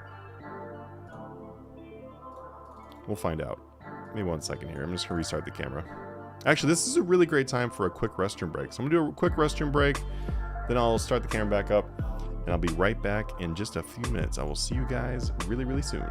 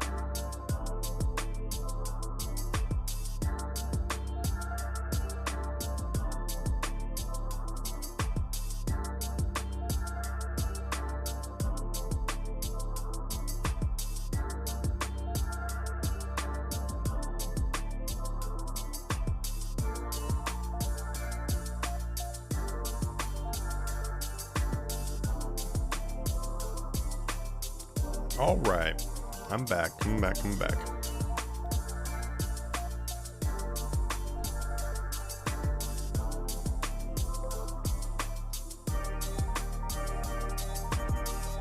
I'm not actually sure why the camera turned off like that.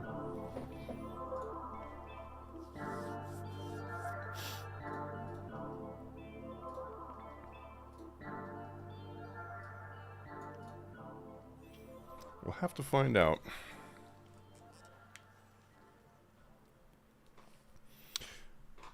I'm trying to get all skills done for 3 crypt bloom alts. Why in the hell? Why would you want 3 crypt bloom alts? Hey, 120 prayer. There it is. There it is. There it is.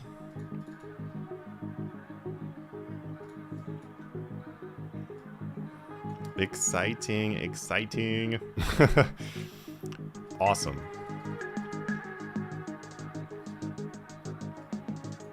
So now I'll be able to go get that cape, which I'm super excited about. Thank you so much. Thank you so much, Creeper. Woo! I'm honestly really excited. I'm a lot more excited than I'm acting. Also, this looks way better on the skills. What's up? What's up?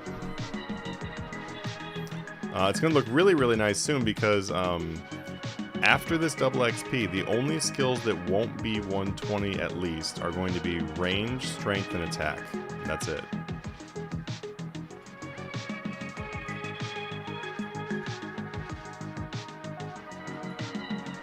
Thanks, everybody. Thank you.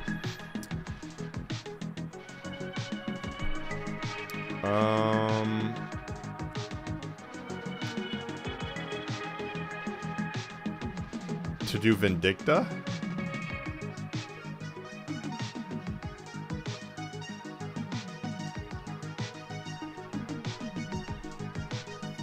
So you're gonna do Crypt Bloom and Vindicta?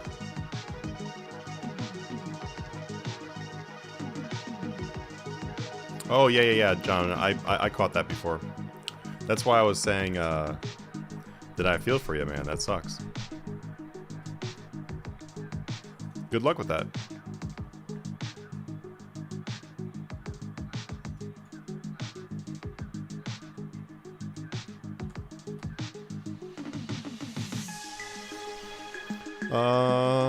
Let's see. My last 399s were range, attack, strength. Oh, well, there you go. Can you wanna just do the 120s for me? Nah, they honestly won't be that bad. I'm at 47.2 million in attack. Strength is 32.8, and then range is 65.9. So overall, though, it won't really take that long because it's combats. So it's if somebody was like, you have to do 120 rune crafting, I'd rather do these 3 than do rune crafting 120 again.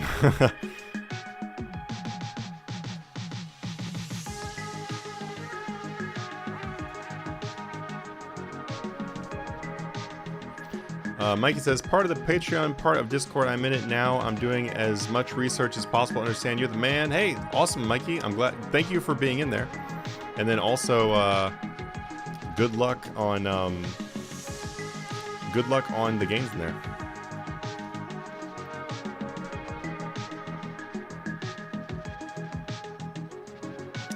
On 4 accounts, you can fully AFK Vindicta. And familiar picks up drops for you. For example, I used to have 5 Rune Dragon ults on the old screen. It's a waste because of having to pay attention. Yeah. I don't want to. I would never want to do ults that had to pay attention.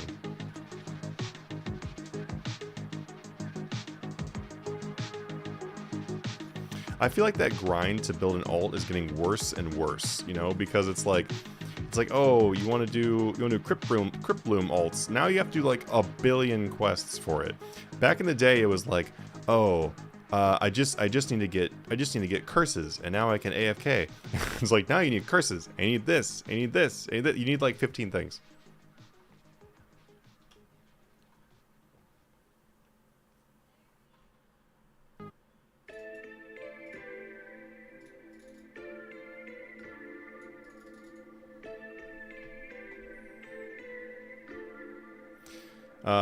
Yeah, had one done at the start of the year and already had to go for another one.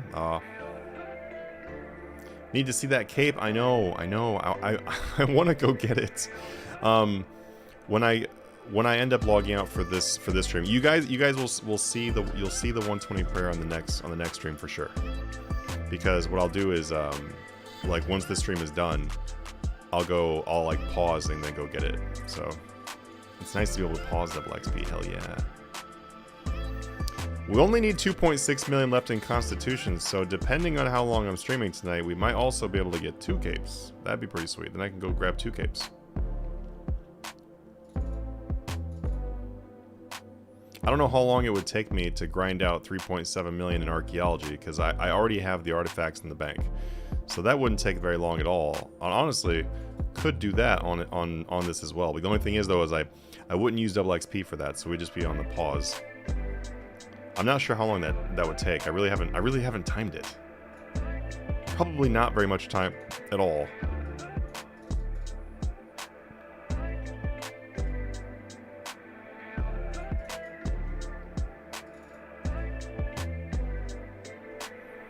I wish I could have my Grand Exchange box open and functioning while I have my skilling going on. This is lame. You can though. You can.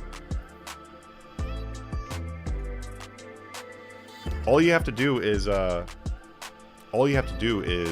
use an alt. 10 minutes? Yeah, honestly, it is probably something like 10 minutes. I'll do it. Maybe we can do it tomorrow.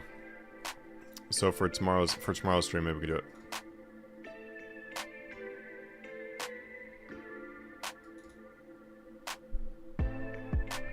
As an old school RuneScape player, this 2 times XP dopamine is insane. I bet it is. And honestly, the thing is though, is it's not really 2 times XP. It's actually more like 2.5 to 3 times XP, or maybe even more. Because you have to think about all the different boosts you have going. Like, you're probably standing near pulse cores, you're getting like stuff from portables, from your gear sets, from the Citadel. Like, you're getting so many different boosts that you're way more than double XP.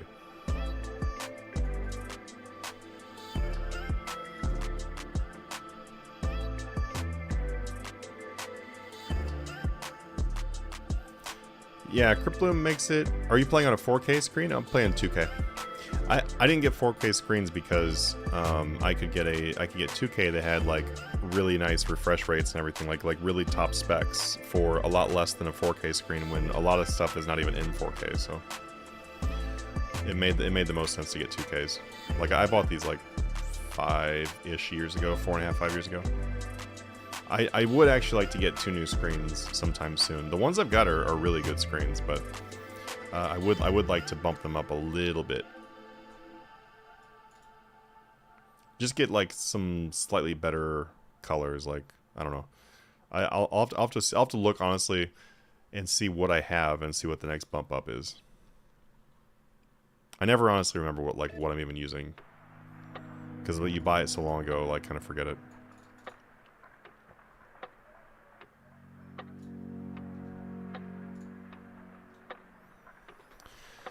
Yeah, Cryptbloom makes it so it's impossible to die with the right settings. So in theory, you can have unlimited accounts. Somebody will do it at some point. Have 100 Vindicta accounts. I'll have to go give it a try. You should send me. You should like DM me like what your setup looks like, and then I'll go try it and try to do it AFK. I would definitely enjoy doing Vindicta AFK.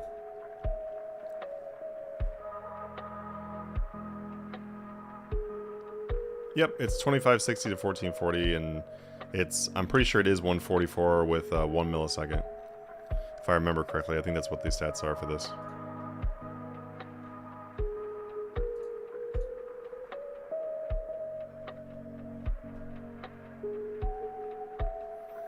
Maybe I should open another account? Can you legally move money to an account to account? Yeah, dude, how do you think I do it? I use 9 RS3 accounts and 2 old school accounts. The 2 old school accounts are on the back of 2 of the RS3 accounts. So I have like 9 accounts, but then 2 of them have old school sides. So yeah, no, definitely. I swap gold around all the time. Like, Jagex can tell when you're buying and selling gold. You don't got to worry about, getting yourself banned. If anyone does say that they are banned from moving gold between their accounts, like, that's not what they got banned for. What they got banned for is that Jagex potentially looked into maybe something got triggered by them doing swapping back and forth, and then at some point on their account they did buy gold or sell gold, and then now they're getting banned for that. There's always a story behind that kind of shit, because like I literally swap gold back and forth like billions and billions. I will swap like a couple 100 billion between accounts, and I've never had an issue.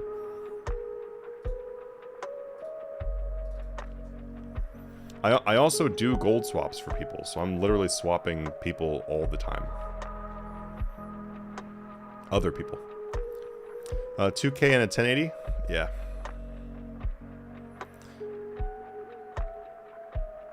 Yep, Zamutax. There we go.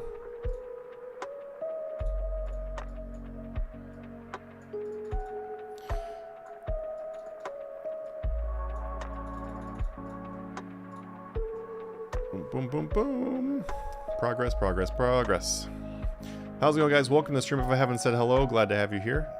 We are grinding out double XP. Let us know what you're working on for double XP. How was the day going for you? I'm not as rich as I used to be, but I've been thinking about flipping. Makes sense. They are past max cash, and I enjoy person-to-person trades. I don't enjoy person-to-person trades because it's almost all scammers or people that are just trying to straight rip you off. So for me, it's very, very annoying, and I'm not really much of a fan of it.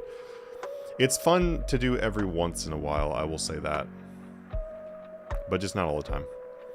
I'm doing summoning and smithing. Nice. Where are you at in those two? Like, what XP are you at?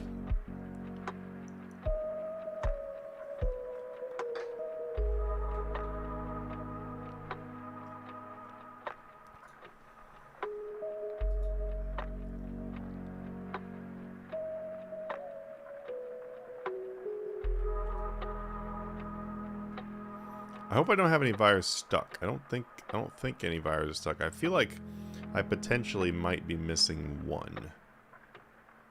I don't think so, though. This guy right here looks awfully suspicious. Oh, never mind. There, he moved. We're getting 3.7 million per hour. I think that's about right. It bumps up to like 3.8, 3.9 when we do a detonate. So, yeah, we're probably doing what we should be doing. I have 112 summoning and 113 smithing. Nice. Are you doing portable deposit boxes for your summoning? And smithing, you doing the spam burials, spam overheat burials?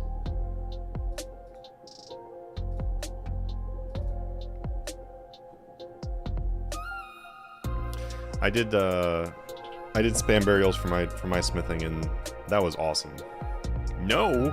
What do you mean no? Gotta go do that. That's where the XP's at. It's 5.2 million XP per hour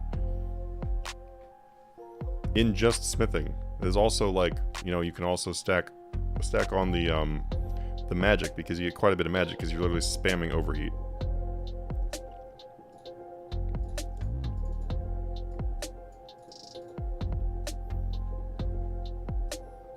Pulled the trigger on the laptop. Nice. Congrats. It's gonna be fun.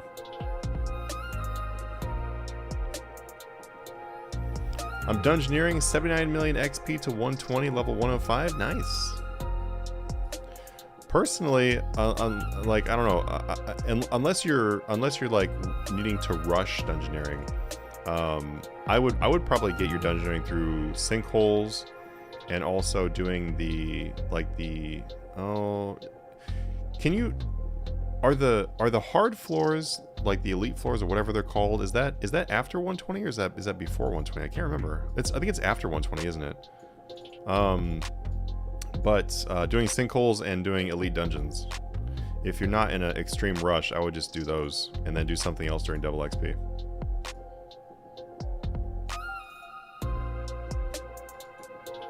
Because your boss log for elite dungeons is going to take you quite a while anyway, and you'll get a lot of XP from that, and then you can just do sinkholes in between.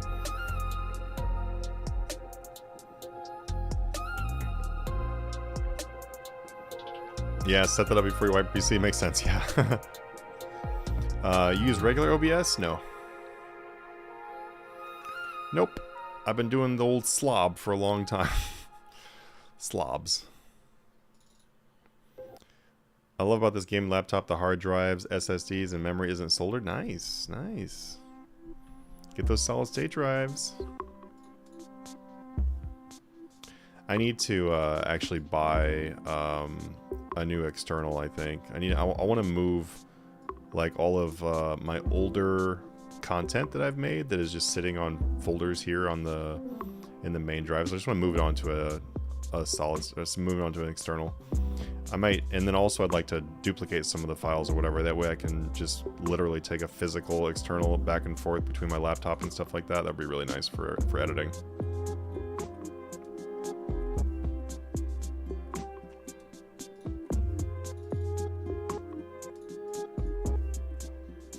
Alright, let's see what kind of gains we've made on some of these skills. I actually haven't been paying much attention to which one the individuals. 6.5 million fire making gained already. Wow. We're almost to 130 million in fire making. That's nice. About 6 million gained in prayer. We did just hit 120 for that, so that is I'm very, very excited about that. That's awesome. That's a good feeling. That feels like progress. That's what that feeling is. That feeling is we did something this double XP.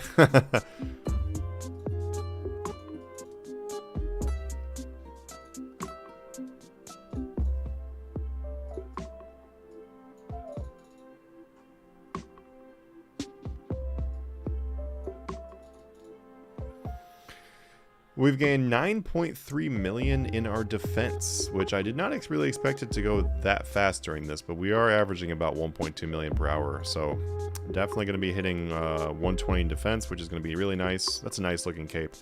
Getting a lot of cool white capes. We're getting prayer, we're getting the 120 defense, which is a nice like sky blue and white, and then we're getting the constitution, so it's the nice white red. It's going to be really the fashion scape is about to jump up a few notches.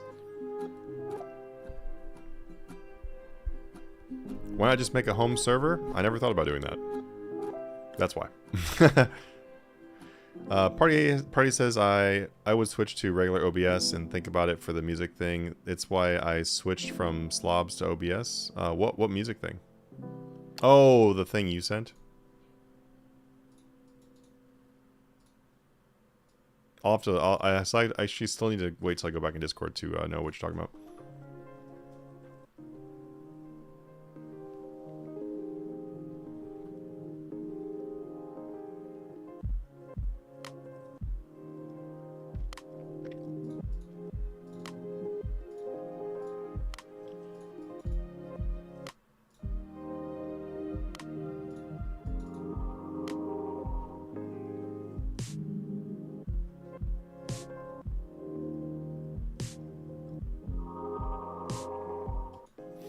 Alright, let's do a detonate here. Blow these guys away. It's always fun when you get a huge stack of fires like this. Woo!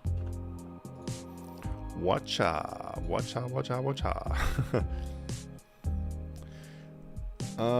Still use slobs for some alerts. It's all the same, yeah.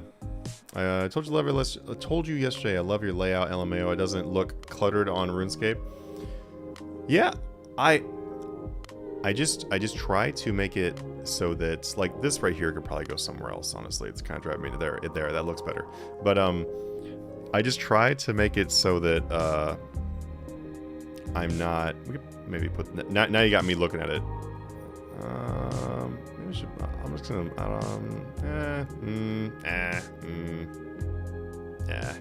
Sure.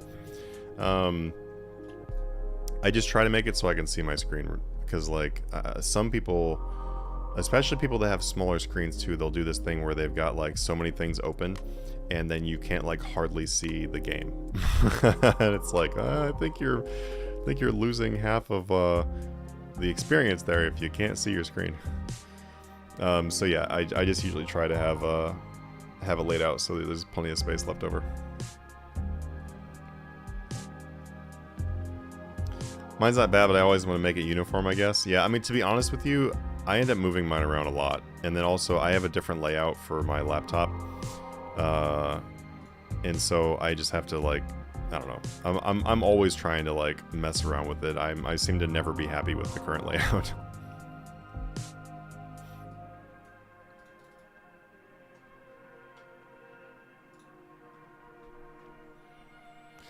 I still need to do a quest so I can do that. Oh, Vires? Do it. It's amazing. This is also really, really amazing to do outside of double XP also. Like, it's a lot of profit sitting here. Like, let me check how much we made so far. So in drops, we've got 51.4 million worth of drops so far. So that is some pretty fast progress. It's showing 6.7 million gold per hour right now. It's pretty fun because I bought the Scripture of When. I bought that yesterday, like after the stream. And so I think I paid like 90, I paid 92 million instant buy for it. So I have this like going over here. It literally shows me when that'll be paid off. It's like I'm paying off my loan. So I've got 39.6 million to go until it's paid off. But these things are super chill. Like if I wasn't streaming, I wouldn't even be looking at the screen. I would just be walking around and letting my dude sit here and kill these. So they're very, very chill to do. I would highly recommend if somebody did not have these unlocked to make it like a priority to get them unlocked, because they are amazing. The XP here is crazy, crazy good. It's also probably my favorite way to train invention, because what I do is I literally just siphon the sun spear with auto siphons. So I have the mechanized siphon here, and literally just auto siphons the sun spear while I chill. So, and then during double XP, that siphon, the equipment gets like what is like 150% speed. Is that what it is? So it's really nice too to do that during double XP. But this is a really awesome way to raise a lot of skills. And you can also have 200 million prayer for free, 200 million fire making for free.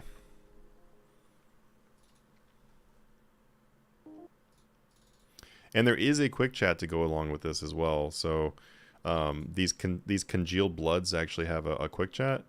So you can go over here and you can type in congealed blood. So I have obtained, oh, you guys can't see it actually because it's behind my face. But right here we've got, I have obtained congealed blood. So, or sorry, I have contained the blood. I have obtained congealed blood. So you click that, and right there I've got 22,036 congealed blood. So if you're like me and you love quick chats and working on getting your quick chats higher, these guys do let you do that also, so that's pretty fun.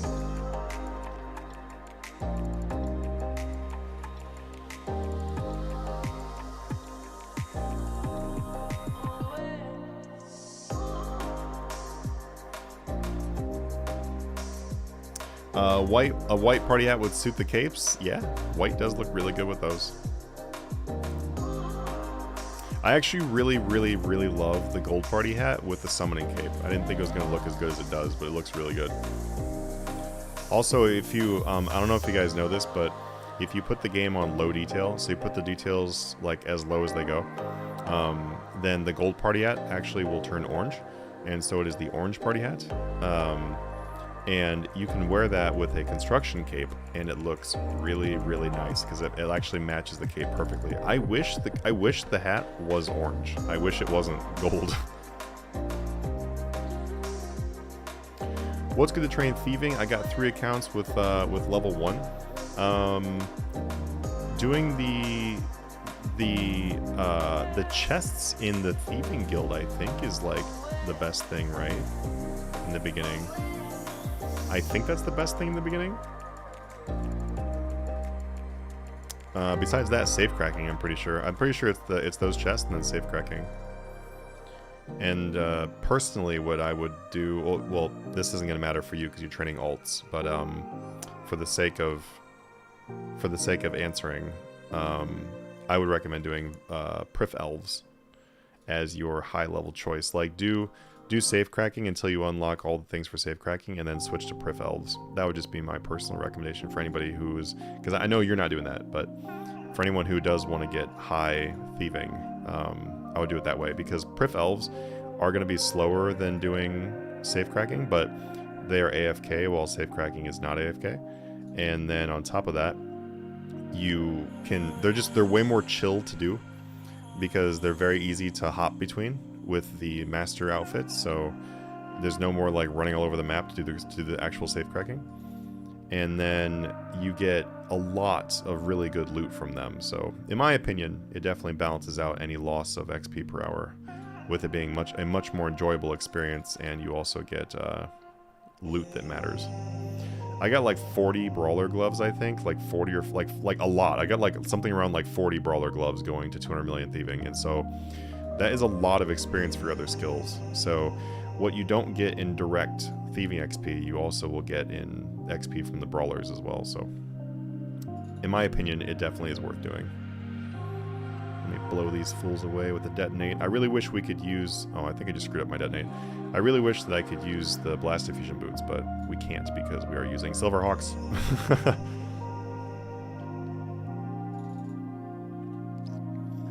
Which reminds me, I need to buy... someone in here probably knows this. For Telos, is the upgraded blast diffusion boots what you want to be using?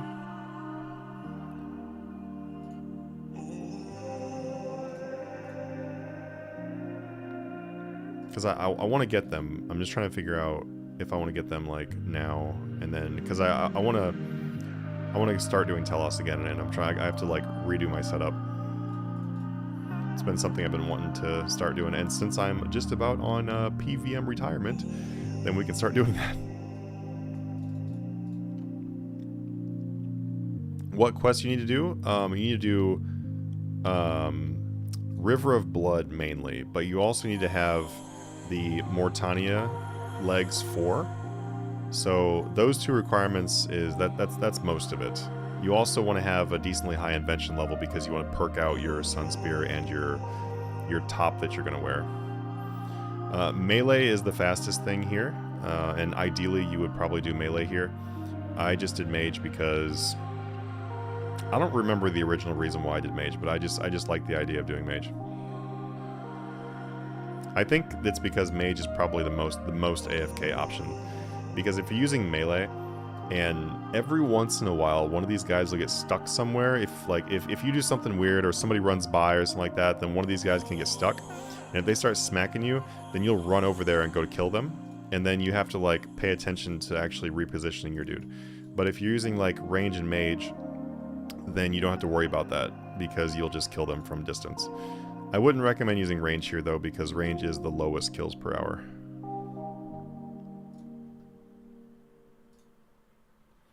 And in all honesty though, it's like the amount of kills you get per hour doing this versus mage versus like mage, melee, like the combat style don't really matter too much. Oh my god, why does this keep doing this?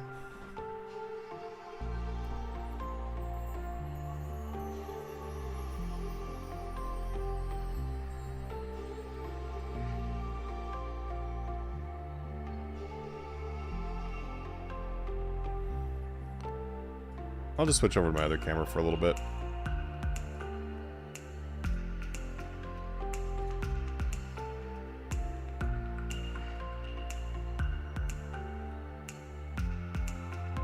Switching cameras. Now we get to see the potato quality camera. What's up, potato? Oops, moving the whole thing. There we go. We'll have to have potato quality content for a bit. I'll have to see why my camera is disconnecting. I don't know why it's doing that. It's fine though. I think it just might be overheated.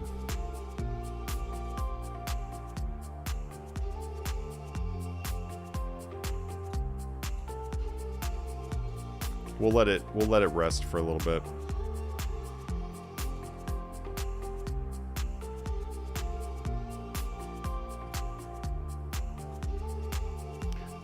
We'll let it rest for a little bit, and then I'll mess around with it.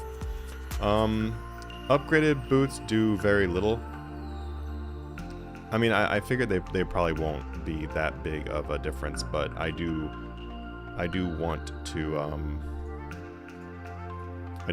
want to get them just because they're cool looking. It's mostly about just like what is the best in slot mage boot to use on Telos.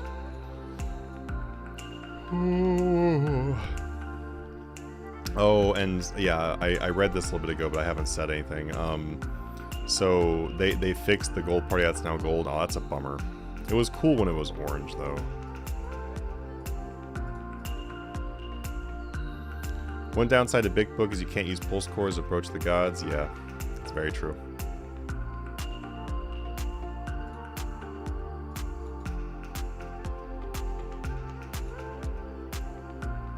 Has to be a balance though, because I mean, getting the clues this easy is it's pretty nice. I appreciate that there's a balance there. I don't want everything to be too OP. It would be nice though. I'll be honest. It would be nice though if you're able to turn pulse cores on and off from like your inventory or something. That would be a lot better.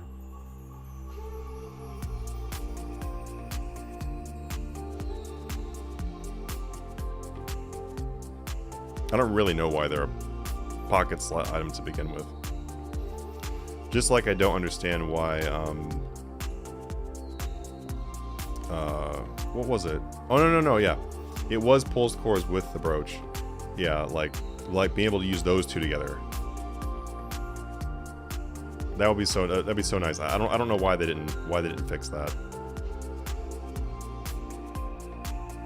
What necklace do I have on? I've got the Dragon Rider amulet because I just decided just to use it.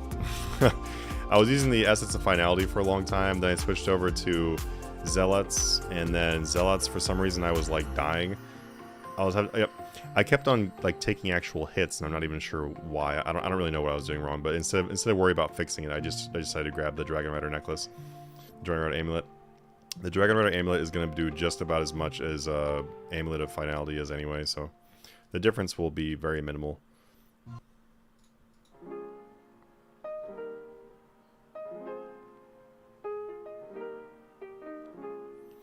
A timer.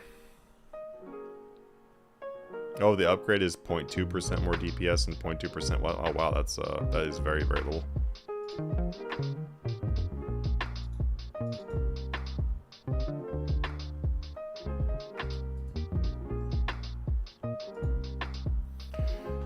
Passive Big Book when? Yeah, right. Don't we wish? Oh my god.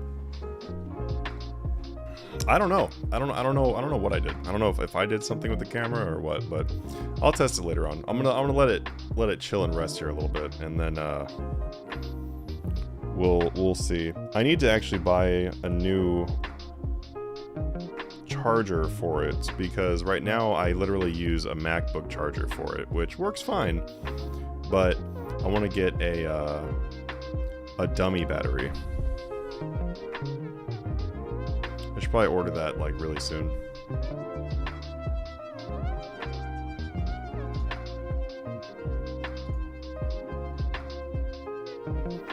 Your camera's better than mine. I just have an M50. What is that? Is it a Canon?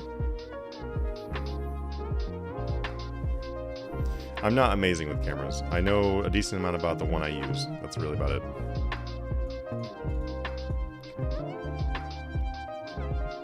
Ooh.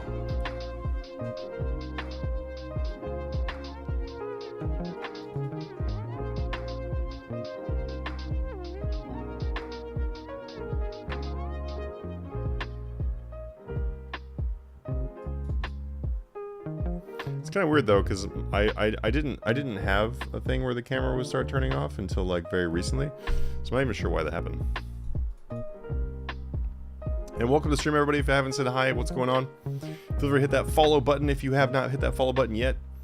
I'm really happy to have you guys here on stream. If you guys like to support the channel, you can check out our Patreon page down below, where you can literally unlock, I think it's like 6 or 7 sections now.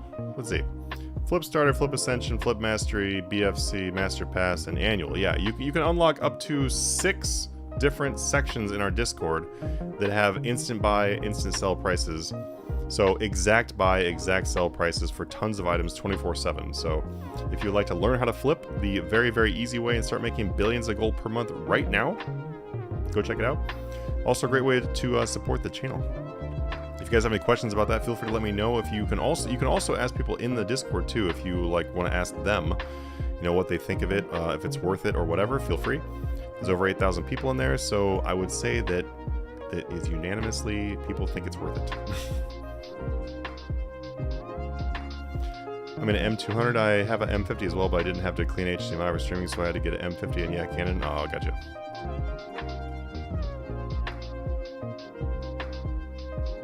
I have like the strangest urge for cupcakes. I've been having like this cupcake urge for like so long. I think I need to go get some cupcakes.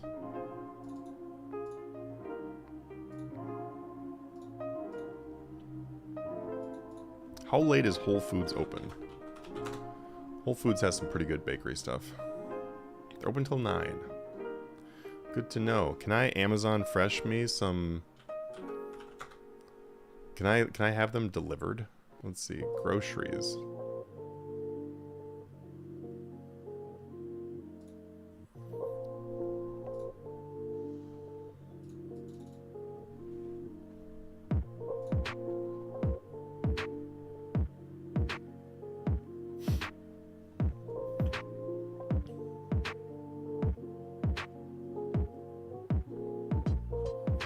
Show me the cupcakes.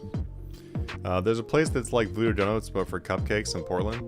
To be honest with you, I don't know why anyone ever goes to Voodoo Donuts. I feel like Voodoo Donuts is like fun for kids or something like that, but their donuts are not that good.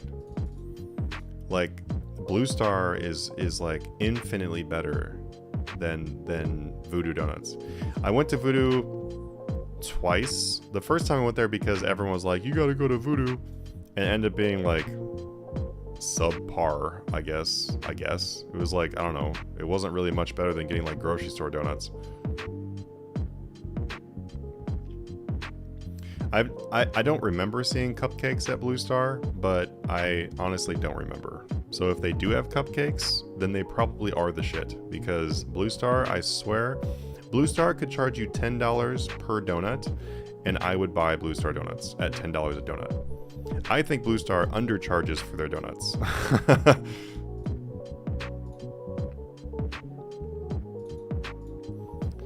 That's why I know the name from, because someone told me their cupcakes were insane. Oh, okay, good. I will definitely take that recommendation then. I'm hoping to be going to Portland soon, and I'm gonna get like as many donuts as I can, as I think that I'll be able to keep fresh. I wonder if I can freeze their donuts, and then they'll still be good for quite a while. Probably. If so, I'm gonna bring home like a dozen. Also, if you've never been to Case Study Coffee in right there in Portland. If you go there, go get a pour over of just like whatever they have on. Ooh, we just get 130 million in fire making. What's good? Yeah, I would be clapping, like actually clapping, but then I would like blow your eardrums out. So I don't want to do that.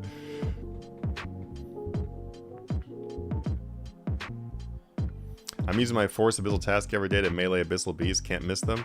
Yeah, I honestly, I'm actually really excited to get back into doing some Slayer. Post double XP here, I'm going to finish off some other comp stuff I want to do and do some more quests.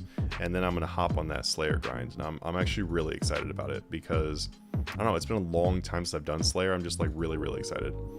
I'll definitely be doing a stream where I'm just like sitting down and starting to just like to sit here and figure out like perking up, because I need to perk up some more gear. So I want to make sure I get like the best shiz on my gear. Some of my gear is already perked, but I'm just missing like some of it does not have any perks. My Trim Masterwork and my Nox Scythe, that's perked out, and like that's about the only thing that I've left perked. Everything else has been like removed because it's like outdated as hell, like because Ancient Gizmos came out and then I just didn't update things. Like even my Virtus robe top I'm using right now is not even like what it should be. Like it has Scavenging 4 on it, and that's like basically that's basically it, because the Absorbative 4 and Looting do not need to be on here. Absorbative 4 is kind of fun to just be able to super AFK these things no matter what. You just will never die. But you don't need it. You really don't need it. There's got to be something else I should be putting it on here, but I just haven't taken the time to do it. Scav 4 was the main thing. The Sunspear though it's looking good. It's Aftershock 4, Precise 2, Equilibrium 4, Ruthless 3. So I know that I got some good shit on my spear. Anyway, I need to update my gear for Slayer before I start doing Slayer. So I'll probably hop on the stream. Maybe some of you PVM nerds out there can help me out.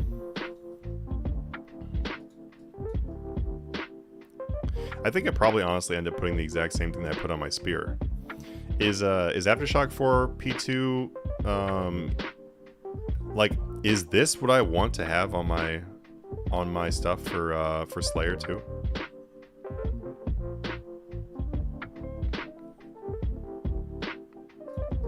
I feel like this is probably also the best thing for that.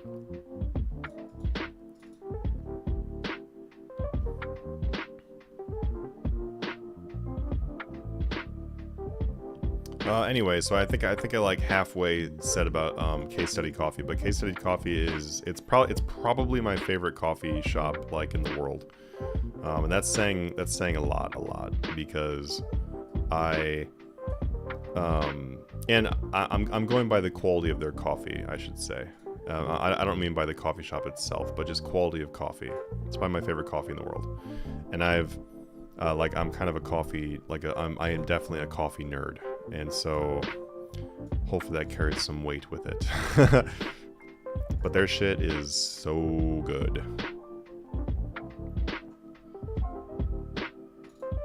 Okay, I was literally just trying to find... Wait, why am I on Alibaba? I'm literally trying to do Amazon Fresh right now. Source now? No. Alright, cupcakes. Cupcakes. Delivery... Oh, I can't. I can only.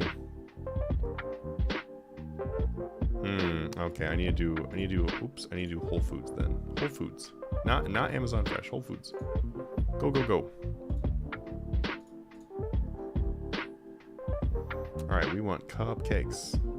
Cupcakes. Choose my store. Inner Bay. All right, so. Tell me what cupcakes that you have. Whole Foods. They've got the Rubicon cupcakes. You can get a 4-pack of Rubicon cupcakes, red velvet cupcakes. I'm not mad. Ooh! Berry Chantilly cupcakes. Okay, that's what's up. That's what I'm getting. I'm getting berry Chantilly cupcakes. That looks really good. Case Study Coffee Roasters? Yes. When you come into Australia, I'll show you around Brisbane. Honestly, I would love to go. I just did a really big trip. Went to Dubai, the Netherlands, Belgium, and Paris. So I just got back from a really big trip. So I definitely want to take another trip soon, but it's going to be like probably a domestic trip. But then after that, I'm totally down. We can go ride some great white sharks. Go slap some koalas out of trees. Do you drink iced latte from Dunkin' Donuts? It's the bomb. Or if you don't like that, try a boba tea. I mean, I definitely do love boba. I like to go to grab some Dunkin' Donuts when I want to just have like a coffee. If I don't really care what the quality of my coffee is gonna be. I just want to have like a coffee. Then I think that Dunkin' Donuts is great for like Tim Hortons and Dunkin' Donuts are both really great for just like I don't know, they have like kind of like a nutty aftertaste. I don't know why. I don't know how they do that, but they have like a little bit of a nutty aftertaste to it, which is great. So I never go to either one of those places expecting to have like a great cup of coffee. But yeah, I have heard from a lot of people that the ice drinks are good, but I don't know. I'm not even really that much of a fan of Starbucks ice drinks, so for me, like, ice drinks are usually a pass. But I mean, I understand why people like them. Every once in a while, I want to get like a Java chip, mocha, frap, like explosion, girl, blah blah blah blah blah. A Karen bomb in a Karen bomb in a glass.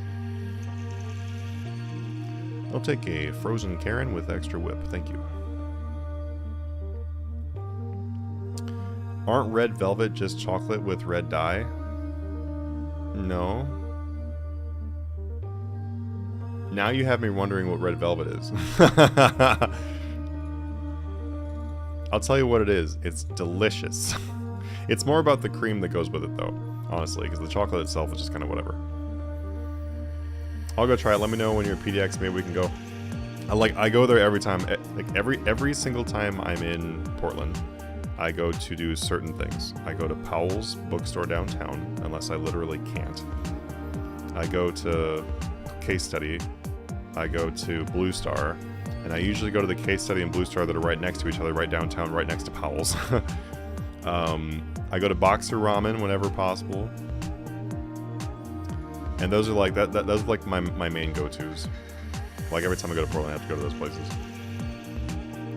And usually the Whole Foods, because they have an Amazon locker. Which is usually the reason why I go to Portland in the first place. Because if I want to order like some new equipment or something like that, I don't pay sales tax if I come down to Portland. So I'm usually sending stuff to the locker, and then I come down there and pick that up, and then just spend a day in Portland, spend the night, go home. Portland has a severe lack of nice hotels. Like, you can either find like really high-end, expensive as hell hotels, or the hotels are really crap. I do wish that their hotel scene was a little bit better. But I like Portland though, I like it. I want to go to Dubai. Dubai was really, really fun. I would definitely recommend that when you go to Dubai, it really depends on what you're going to do there, but I would highly recommend that you do save up some extra money and go stay somewhere that's on the Palm. I would say that's totally worth it. I think my hotel was... I'm trying to think of how much my hotel was. It was a lot. I think six nights was like $4,000. And that might sound really expensive, because it is. That's a lot of money. But that was also like one of the cheapest options on the Palm. So I would highly recommend you save up some money though. Go stay on the Palm, because you're gonna spend some money at just staying at the hotel. But then you want to have money to go do other things. What I can say though is, besides your hotel, unless you're gonna go do something that is pretty extravagant, like you just purposely are gonna go try to find bougie shit, then the rest of the things you do won't be that expensive, really.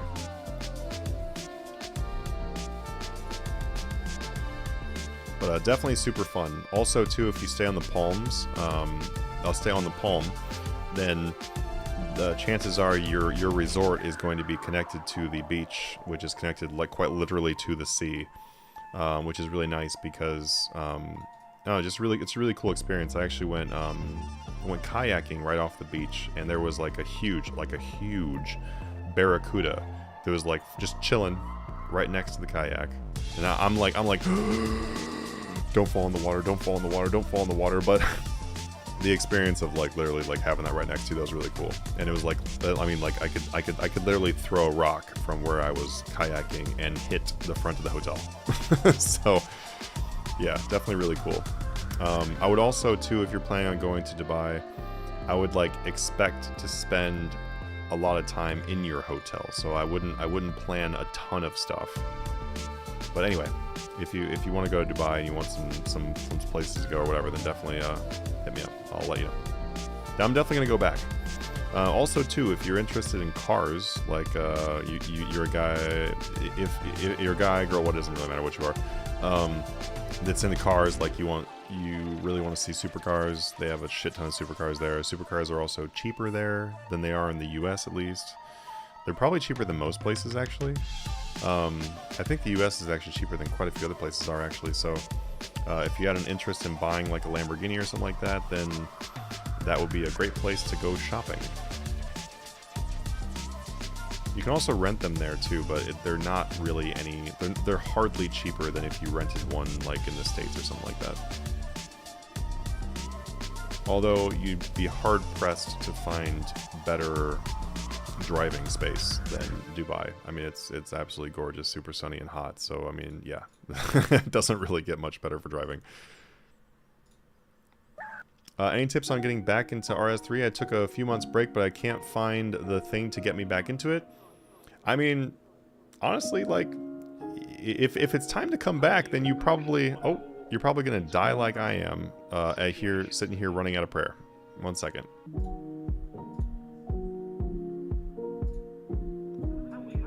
There we go. Come on, restore my prayer so I don't die. I'm not actually gonna die, but there we go. We should be good.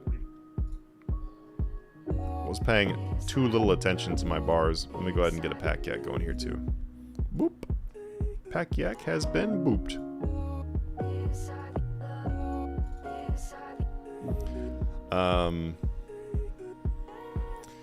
So, like, if it's time to come back, then, I mean, there's probably something drawing you back.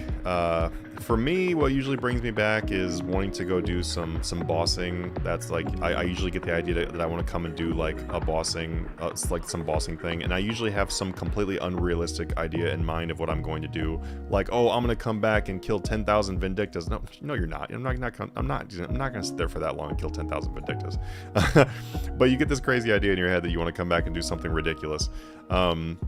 So, you know, like, just come back and do, like, what sounds fun. Doing some Slayer and or clues or quests will help to, like, reorient you with the game and get, you know, caught up to speed of what's going on. If you're interested in making money, you can jump back and doing some flipping. You know, like, that's always exciting to do. I love flipping. It's literally my favorite part of the game, so that's why my content is involving flipping. It's not just because, oh, I want to make a bunch of money in RuneScape. It's just literally fun to do. So, I mean, honestly, just, like, whatever really gets you wanting to play the game again.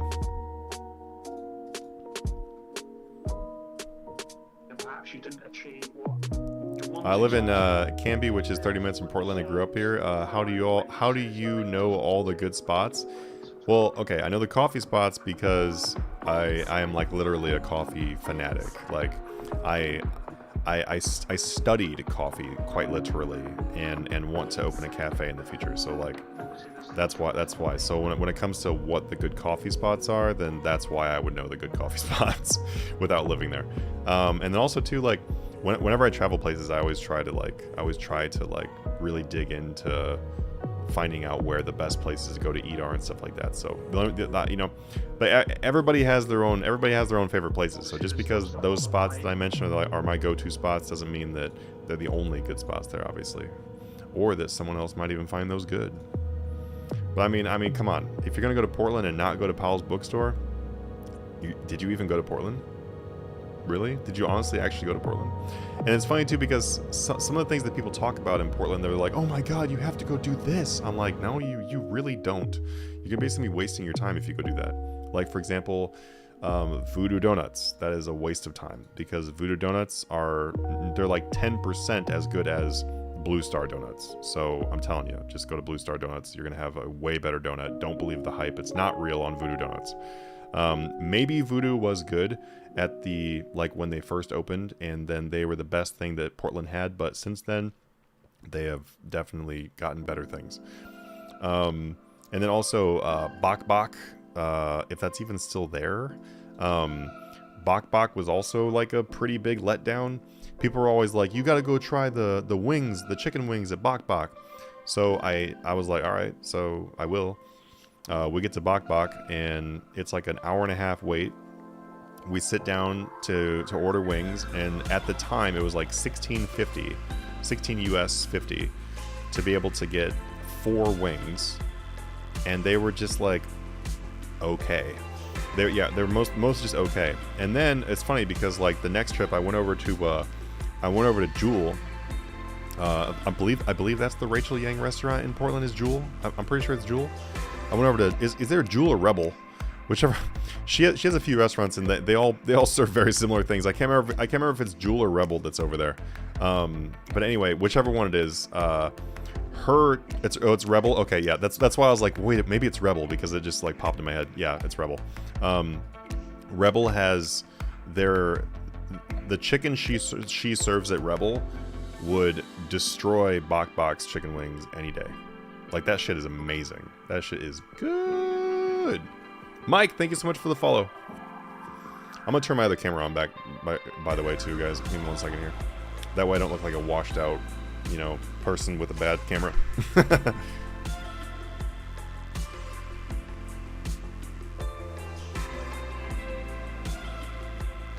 Alright, 1 second here.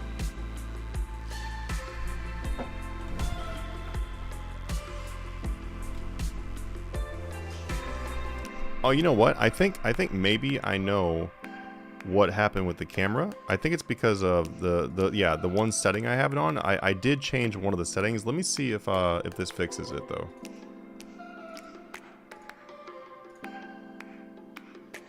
I am gigantic. Oh!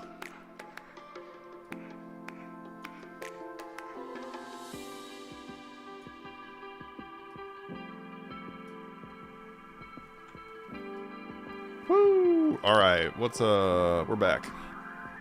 The quality difference is always like shocking. Oh, I did say yesterday that I was going to move the camera around too, and I haven't done that yet. I should totally move the camera around.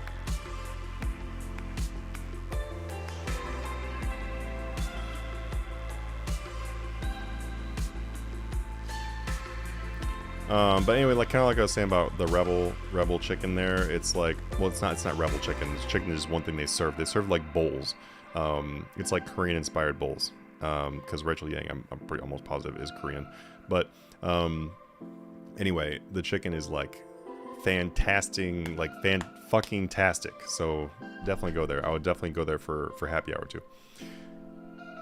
You like your coffee bitter with cream? Bitter? This guy. Your name is accurate right now, son. Bitter? What the hell are you talking about? Bitter? Who the fuck drinks bitter coffee? What is bitter coffee? You mean coffee that someone ruined? Because that's the only time that coffee is bitter is when it is ruined. With cream, milk, syrup, sugar. I like it. I like coffee just served how it should be served. So if it is a drip coffee, so that means it's going to be like a filter coffee, then I want to have it just the filter coffee. If it's not like a high quality coffee, so it's not like a single origin coffee or something like that, then I probably don't want it like that. Will have it like diner coffee style with a little bit of cream, because that is supposed to be diner style with a little bit of cream. That's how it's supposed to be served. I will never take a high quality pour over and then add cream and sugar to it, because that would be that you might as well like go walk up to the roaster and just punch him right in the dick. That is essentially what you're doing.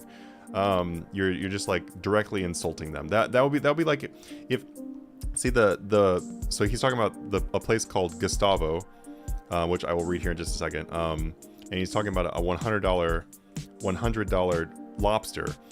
If you go to a nice coffee cafe, a nice coffee shop, and you order a nice single origin coffee that is, I could go on and on, but anyway, you order a nice coffee and then you put a bunch of cream and sugar in it.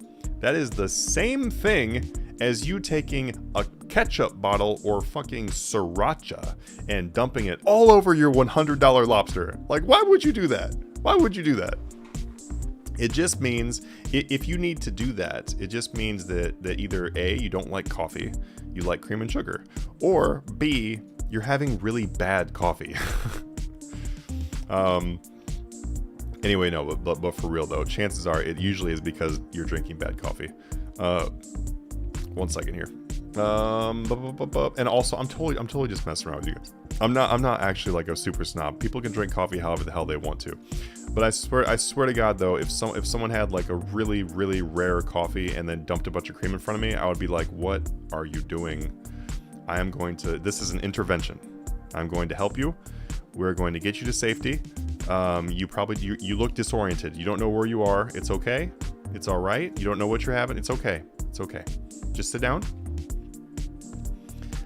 Tyler says, Party says, we have really good fine dining restaurants, but so does Seattle.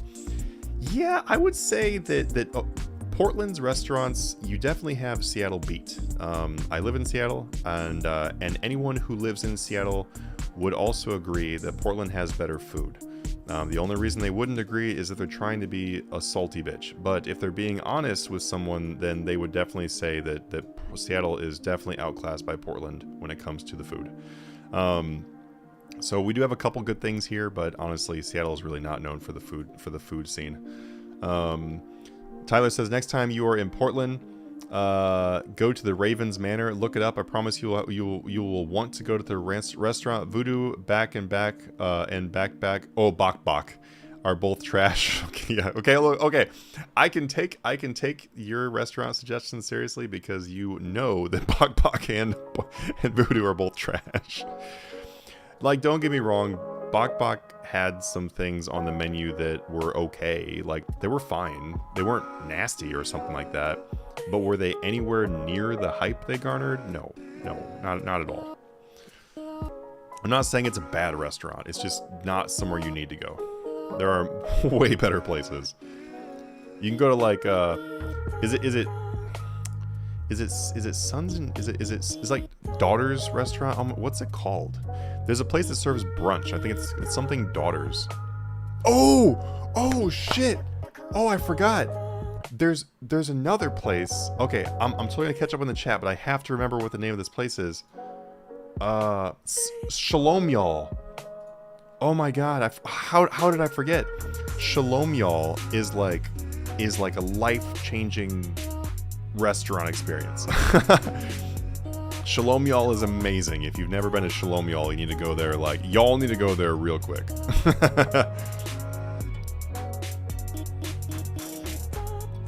I like a place called Gustavo. That's a fine dining Spanish restaurant. They play acoustic Spanish music and serve you $100 lobster. Or El Gacho. Yeah. I've been to El Gacho. So El Gacho is in Seattle. I'm not sure if you're talking about a Seattle one or if you guys also have one in PDX, but I know about the Seattle one. A little trick for El Gacho is go there during restaurant week. Because during restaurant week they do like a special, which is like way cheaper. It's like $30 a person, $35 a person, whatever, and you get like a 3-course meal. And El Gacho on $35? Yes, sir. Yes, sir. And honestly, for me going there, I ordered like a steak, potatoes, something like that. It was like a very American is what I ordered. And I would say that the food was decent. The food was decent. Nothing that I was like, nothing that I really remember that much. It was decent. But what I really liked about going to El Gacho was the fact that it was their ambience, like the ambience. It was just a really nice, chill place to eat. Like, it was very, very cool. Like, the lighting was amazing. The atmosphere was amazing. There you go. Just use atmosphere. It's easier.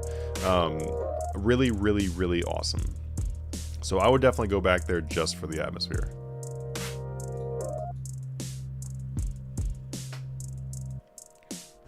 Big gains on double XP. Yes, sir. Yes, sir. 42.5 million gains so far. What's good? That is on 10 hours deep. I didn't realize we're even 10 hours deep. Wow, cool. Yep, 10 hours deep. So going pretty quick. I like it. I like to see it. 20.8 million until 200 million invention, by the way. 2.2 million until 120 constitution. Getting there. Our farming is 2.76 million until 200 million too. So gonna get some new 200 millions and 120s this double XP. What about super high quality cream? I get your argument. I haven't found any cream that is worth ruining a good coffee for. Let's put it that way. LOL, black coffee is bitter to me like nothing. Then you've probably just had really bad coffee. I'm just, for real. My girlfriend said the exact same thing. She was always like, coffee's bitter and nasty. And I was like, get your ass over here. We're gonna get you a good coffee. And then she was like, I've never had coffee before. And I was like, you're damn right you haven't had coffee before. Now you take that cream and you put it down. Is that coffee real from the film Bucket List? It's made from droppings like poop. So I think what you're talking about, I don't know if I've seen that, but I know what you're talking about. You're talking about the coffee beans that are eaten by pandas and stuff, and then the panda poops it out, and it's basically fermented by the digestive system of the panda. So if that tells you how much of a coffee nerd I am, that I literally know what you're talking about without having any idea what you're talking about. Yes, that is real. That is 100% real. And I also don't want to try it. I haven't tried it yet, and I don't want to. Just, you know, like, it just doesn't really interest me. You know what I'm talking about? I knew you were going to know the answer. Is it bad? Is it bad that I know the answer? I live in Seattle. Noah, dude. Honestly, okay, real talk, real talk. I'm highly thinking about getting like a meetup night sometime for people that are in the Seattle area. Just like a thing where everyone like we all just meet up, we go to a cool place, we just like game, we just talk, hang out, chill, whatever, do that for a couple hours and head home. Like I think it'd be really fun because I've noticed there's actually quite a few people that are actually located in the Seattle area. So if anybody's down to do that, I'm gonna like, I don't know, I'm gonna like see what the interest is for something like that. See if we can get enough people to go. There's a place that I like to go to, like for a hookah lounge. I'm not sure if you guys like hookah, but I definitely enjoy hookah lounges here and there. And we found a super chill, basically gaming hookah lounge because like almost everyone there is gaming. They're like playing on laptops and stuff like that. It's really cool. Well, I thought that'd be a really cool place to meet up.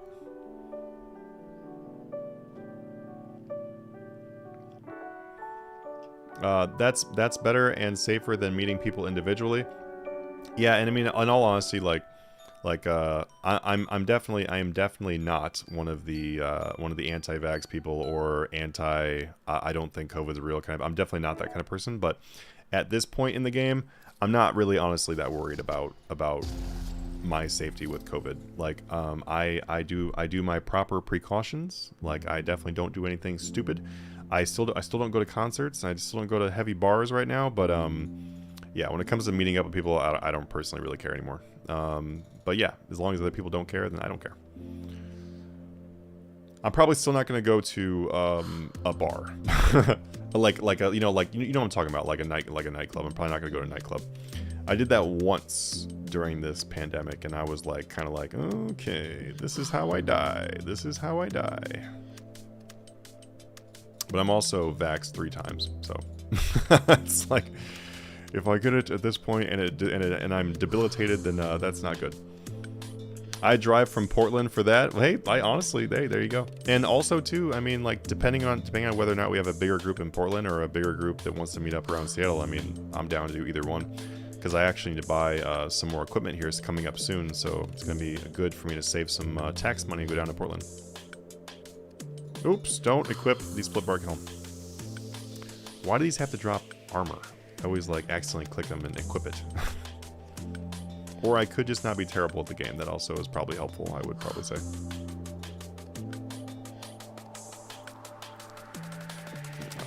This guy says, wow, then I'll try it out, man, for the team. I'll let you know how it goes this week. Awesome. Like, okay. This guy. It's so hard for me to take your name seriously. It's a great name. That's why it's hard to take seriously. This guy, listen here. This guy. So go find, like, I don't know where you live, but go find a night, like a specialty coffee shop. Like, it has to be somewhere good. Don't go to Starbucks and expect something fantastic. It's not gonna happen. Go somewhere that serves a single origin coffee. And it needs to not be an espresso, because espressos are typically very dark roasts, because they're supposed to be very, very strong and robust and everything. It's an espresso. You want to find a single origin coffee. If it's possible to find a geisha, then take the geisha. Gesha. If it's possible to find a geisha coffee, then take the geisha. But anyway, the point: just find a single origin. And it needs to be served either by pour over or a Chemex. So one of those two. I'm well aware for any other coffee people out there that there are other methods that produce perfectly fine coffee. But for your first very clear, amazing cup, you want it to be either Chemex or a pour over. Anyway, a Hario V60, by the way, that is also a pour over. But anyway, it just needs to be like some kind of like pour over kind of form. And then there you go, knock yourself out. If you still think the coffee is bitter after that, then potentially they messed up your coffee, but there's that should produce a fantastic experience that you will understand that you do not need to have cream or sugar. And I'm going to warn you though, for anyone who decides to do what I just said, I'm going to give you a fair warning. That it is probably going to ruin you for coffee. So you will just start expecting that quality of coffee, and you will no longer be able to drink the tar shit that you've been drinking up until now. So it could be better on your wallet to not know what good coffee actually tastes like, because it will usually on average cost you about double the amount that it would cost you for a regular coffee. Like, if going and getting a regular black drip coffee costs you like $2.50, a pour over is probably going to put you back anywhere from $4 to $6. Is it worth it? You're damn right it's worth it. Party says I met up with Bobby Hill, who's another streamer. He happens to live right next to me and went to my high school. That's awesome. My friend that I was friends with in high school, he actually is a pretty big YouTuber now. It's pretty funny. He has like 660k subs. And I'm impressed. He's doing really well. We actually have the same name. We're both Cody. Yeah, I'm really impressed with how far he's gone, because he only does like one game. He just does one game. It's not even a game that's like, honestly, that like I think that like honestly a lot of the people that watch him don't even play the game anymore. So like, I'm also pretty convinced that if I wasn't making RuneScape content, then I would be able to garner far more subs than I've gotten over this, the past like 6 years of doing this. Like, two things. Number one, if I made content more often, because I know that I don't make videos often enough. And number two, if I wasn't in RuneScape, like RS3. Party says if you did OSRS, you'd be huge. To be honest, I definitely know we'd be further than we are. I don't know where we'd be at, but we'd be further in old school, that's for sure. RS3, man, it just doesn't have very many subs. Like, my subs is considered to be pretty high for RS3, which is ridiculous. It's like hardly any.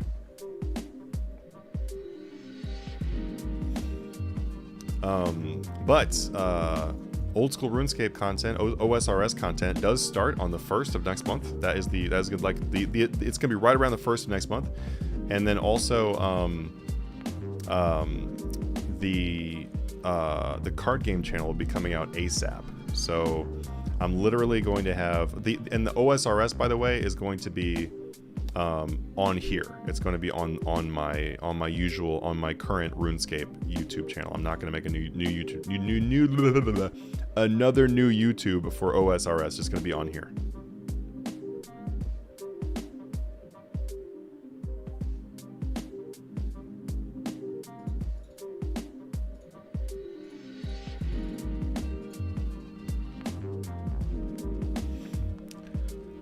Cool, noted. I drink latte for 612 every day faithfully, so it'll be no problem. Yeah, I mean, honestly too, man, like I do enjoy a good latte, and also there is a difference between like a good latte and a bad latte. Starbucks, bad latte. A specialty coffee shop with an actually good pulled shot of coffee and everything, good latte. You can also tell a good latte when you don't need flavor.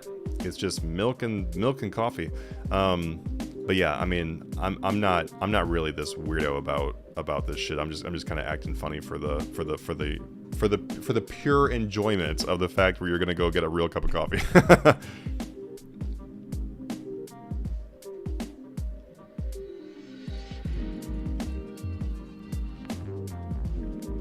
But yeah, honestly though, if you go get like a really good coffee though, the number of lattes you buy is gonna significantly drop, because like a really good cup of coffee, I mean, you gotta understand, like, depending on where it's coming from, if it's an African coffee like in Ethiopia, then you're gonna get like very floral, like flower poppin' flavors, and you'll get like berries. It really depends on where it's coming from. That will greatly change like what it tastes like. Kenya, you get like really like deep, fruity, almost like sometimes like tomatoey flavors. Like, it's amazing. Like, honestly, the shit's crazy. Coffee is so much fun. So you'll be like, latte doesn't even have it. The latte flavors aren't even as good. Like, for real though, I have had a few coffees, and one of them is actually from Case Study. So yes, party, order a pour over at Case Study. Always. My God, I always at Case Study, man. Always at Case Study. But like, I have had some pour overs that the flavors are so strong that you would swear to God that someone just like dumped syrup and candy into your cup, and you're like, what? How could this possibly not have any? What? How could you have not added anything? It's crazy. Like Case Study actually did that. Case Study had a coffee that tasted just like peach cobbler. So like for anyone who doesn't know what a cobbler is, it's like a peach pie. So it literally, while they were brewing it, so I asked them for a pour over. They're like, oh yeah, it tastes just like peaches. They were brewing it. I walked by, and I am no exaggeration, I walked by. I'm like 6 feet away walking by, and it smells like I just walked by a bakery window where they have peach cobbler out cooling. And I was like, is that seriously coming from that coffee? And they're like, yeah, it's really good shit. I was like, what the fuck? And then so I had the coffee, and it was literally like I was drinking peach cobbler. I was like, oh my God, just, whew, I need to sit down. It was amazing. The second best coffee I had was from Ballard Coffee Works here in Seattle, and that one was a coffee that tasted just like Fruity Pebbles. And so when it was hot, it like really, really hot, it tasted like grapefruit, like a really sweet grapefruit. And then after it cooled down, it both smelled and tasted just like Fruity Pebbles cereal. It was amazing. I went there. It was like strawberries and Fruity Pebbles. And I got that coffee like, I don't know. I probably had like 20 of those pour overs within that month. Like I just couldn't get enough of it. The shit was amazing. Like I'm telling you, when you find a good coffee, it is like literally like one of the best things you can drink. And if you don't know what I'm talking about, and you're not reacting like me to it, then you probably just haven't, unfortunately, like found like really good coffee. And it is kind of hard to find, though. You got to go to the right places. But yeah, you'll never know what you're gonna get, because that is also probably one of the most exciting things about having a really good cup of coffee. And this, unfortunately, party, I know you just said that I just got you with the peach cobbler. Probably the coolest part about coffee is the fact that when you have a coffee, it is the only one that is going to be like that. So like crap coffee, like Starbucks. Sorry. And if you work at Starbucks or whatever, or you love Starbucks, you probably know it's not that great of quality. It's okay coffee. If I order like a regular coffee, it's gonna taste like slightly burnt coffee. You know what? I'm not getting any flavors out of it really. In some of the reserve roast stuff, you can get a little bit of flavor out. But anyway, Starbucks is not known for their amazing quality. They're known for their frou-frou fun drinks full of sugar. And hey, don't get me wrong, I like Starbucks. I go there all the time. I know what I'm getting when I go to Starbucks, and I don't expect high quality. I expect something full of sugar and it to be a gigantic, what's up? I am the white girl with the white mocha. That's what I'm expecting, and that's fine. That's fine, because that's what I expect when I go there. But the thing is I got a little bit sidetracked here, but outside of those types of coffees where the quality is not that good, outside of those, a coffee that you have, you're only going to have it one time, because the coffee crop is grown, and then depending on how that coffee was grown, like the conditions and everything, where it was grown, everything will dramatically change the flavor of it and the quality of it. And so that coffee will then be dried and then processed, roasted, and then served to you. And there are so many steps along the way that you are never going to have the same coffee twice. So as unfortunate as it is for me to say, those two best coffees I had in my life, I will probably never have them again. So when you find a really good coffee, or you find a really rare coffee, like, get it. Like if you're in a coffee shop and they're like, this is an $8 pour over, it's only 6 ounces, and it's a really rare geisha, it's a pea berry, blah blah blah. I mean, honestly, you're never gonna see it again. Literally, you are going to have some, and then when it's gone, it's gone. It's a crop, so it's gone. So anyway, I could literally go on forever, but there's a lot of really cool things about coffee that it's a very unique experience, and it will always be different. The viewer count is very low on Twitch. It doesn't reflect the player base numbers. Yeah, no, for sure. Yeah, not a lot of people want to watch RuneScape because, I mean, RuneScape is like, I mean, look at this, guys. I mean, I'm having a lot of fun streaming, talking to you guys. Obviously, I'm nerding out about coffee. I mean, how would I not be having fun with that? But I've been sitting here doing the exact same thing for 8 hours. So that is not the best streaming content. And so that is, that's a big reason why RuneScape does not have, very good like viewership. And a lot of the reason why OSRS has really good viewership, the reason why they have good viewership is because a lot of people get nostalgic about RuneScape, but they don't actually want to go play it. They just want to go watch it. So I really wish that RS3 had that kind of, that kind of pull. RS3 could be growing or take off at any time in the future. Yeah, I mean, honestly, Jagex just needs to make some better decisions. Like, I support them. Whenever I talk critically about Jagex, I mean, I love you guys. If you guys watch this content, I love you guys, obviously. But it's, just like a good father. I gotta like smack your ass upside the head whenever you do something wrong. Otherwise, you're not gonna learn and be a better person.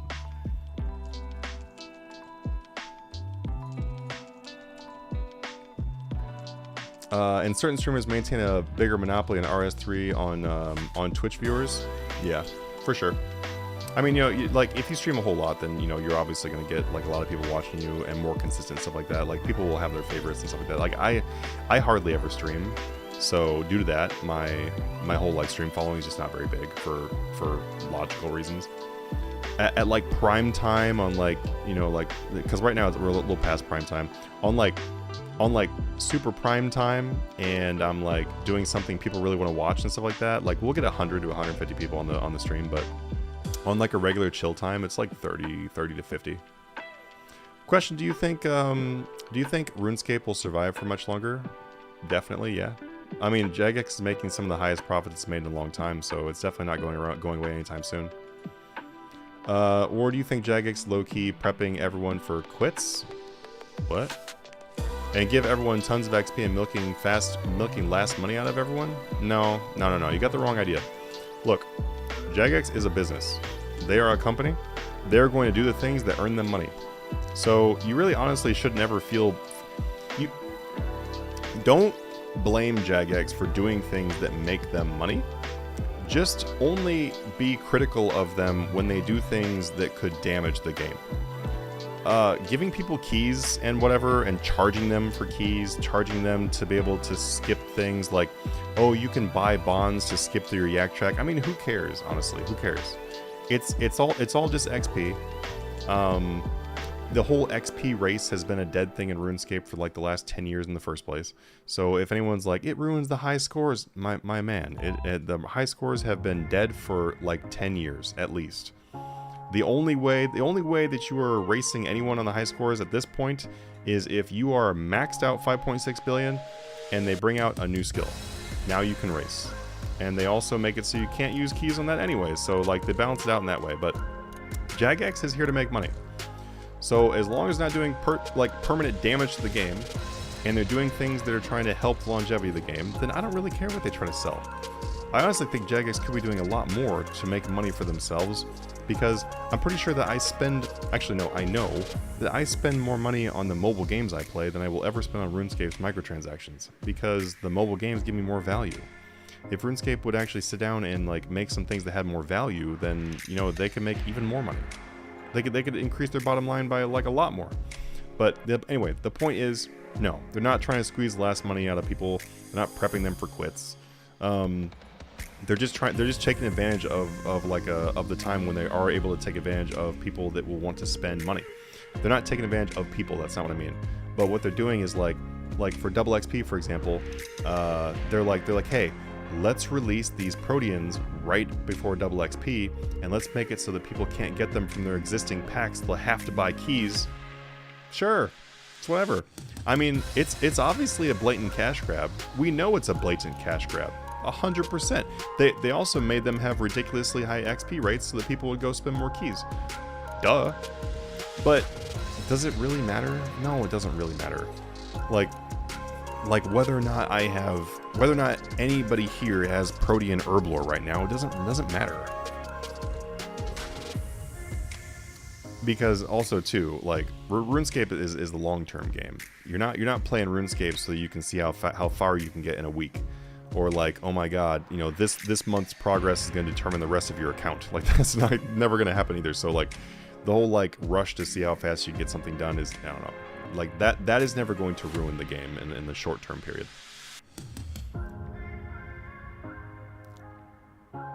The best, oh, so YJack says the best coffee doesn't taste like coffee. So I'm trying to think of how to answer that.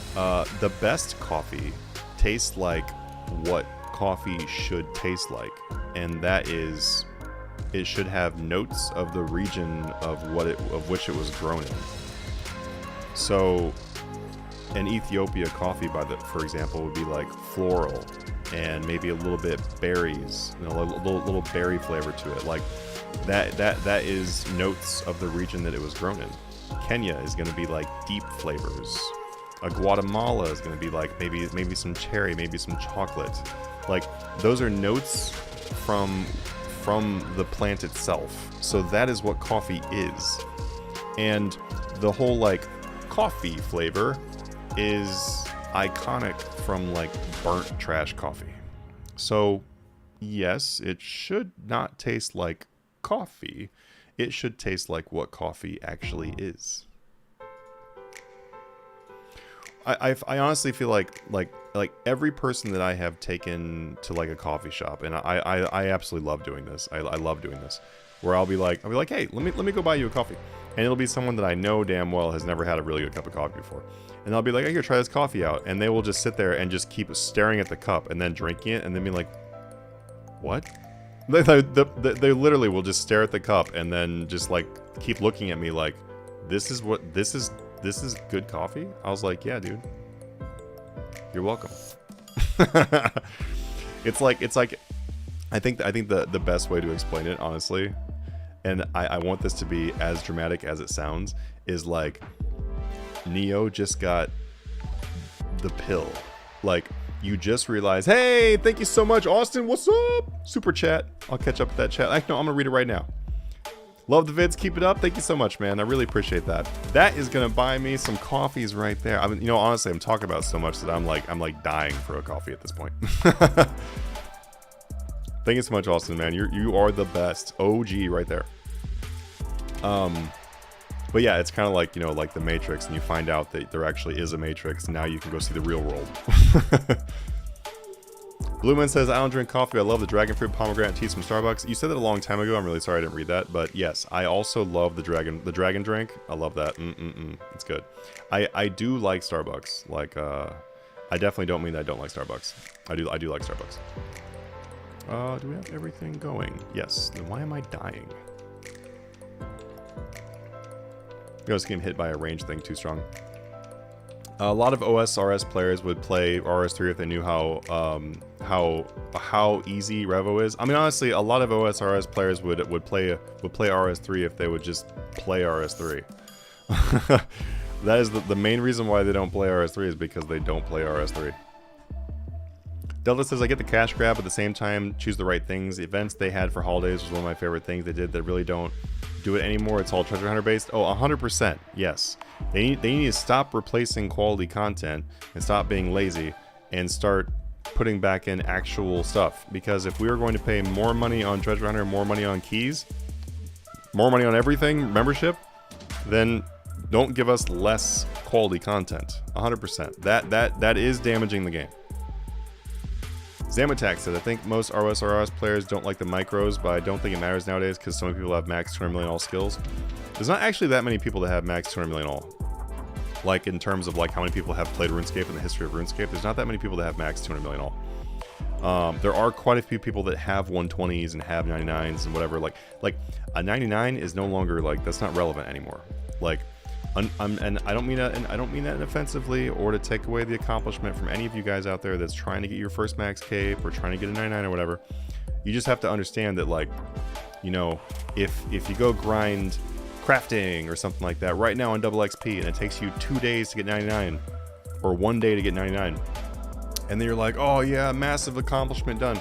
That only took you 1 day, you know, so that can give you an idea of how small of a drop of XP that actually is, or how small of amount of progress that actually is. Rising Reap says, I agree, but if they make so much money, why not put more into the game? Yeah, 100%. And I feel like Jagex does put a lot into the game. Now, hear me out.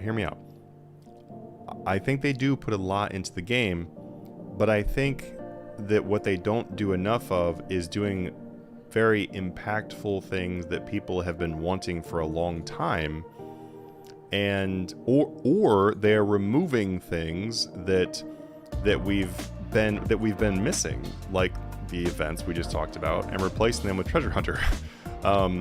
So it's like a mixture of them not doing the really big things we want to see, like the revival of PvP. Where is it? Where is it?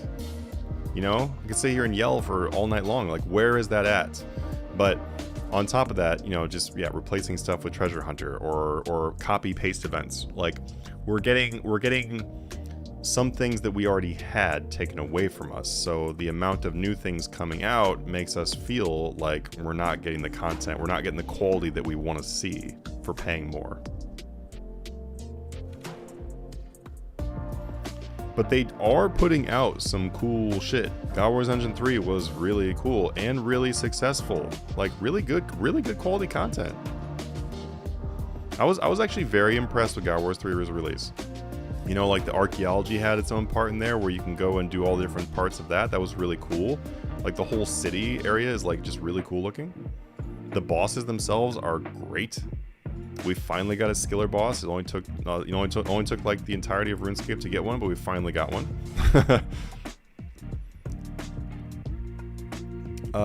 It's funny how the dude who was actually the first to get 200 million all skills barely has any recognition. The name isn't as big as the others. Yeah, I mean, like, a lot of the people that that did like old school, like, original Jagex, like, or sorry, original RuneScape accomplishments, you know, people don't even really know who they are. Which is fine, honestly. So coffee is just like scotch, single malt scotch. Yeah, like, coffee is just like, it is a very rare thing that you're only gonna have it once. You're only gonna have that exact thing once, and yeah, enjoy it when you can. Yeah, bro, there are no bosses in Wielding RS3 like there are in old school RuneScape. Like, I mean, I don't know if I personally want there to be bosses in the wilderness, because to me that would just be really, really annoying. Like, we have Chaos Elemental, we have some other things you would have to go out there for, but I don't think the answer to bringing PvP content into the game is to have people have frustrating deaths.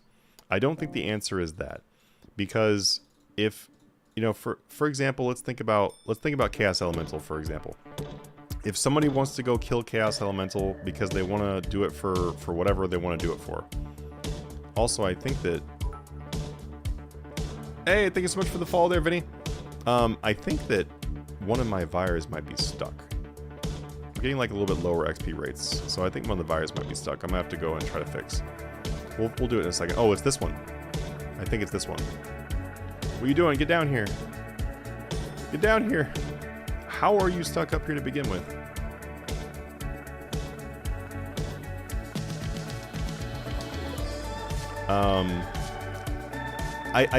I don't think the answer is to is to create frustrating content, because people are going to go out, you know, it's just like the people that go to the Abyss and they get killed and they lose their Nox or something like that. Like, that's not a good gaming experience for those people.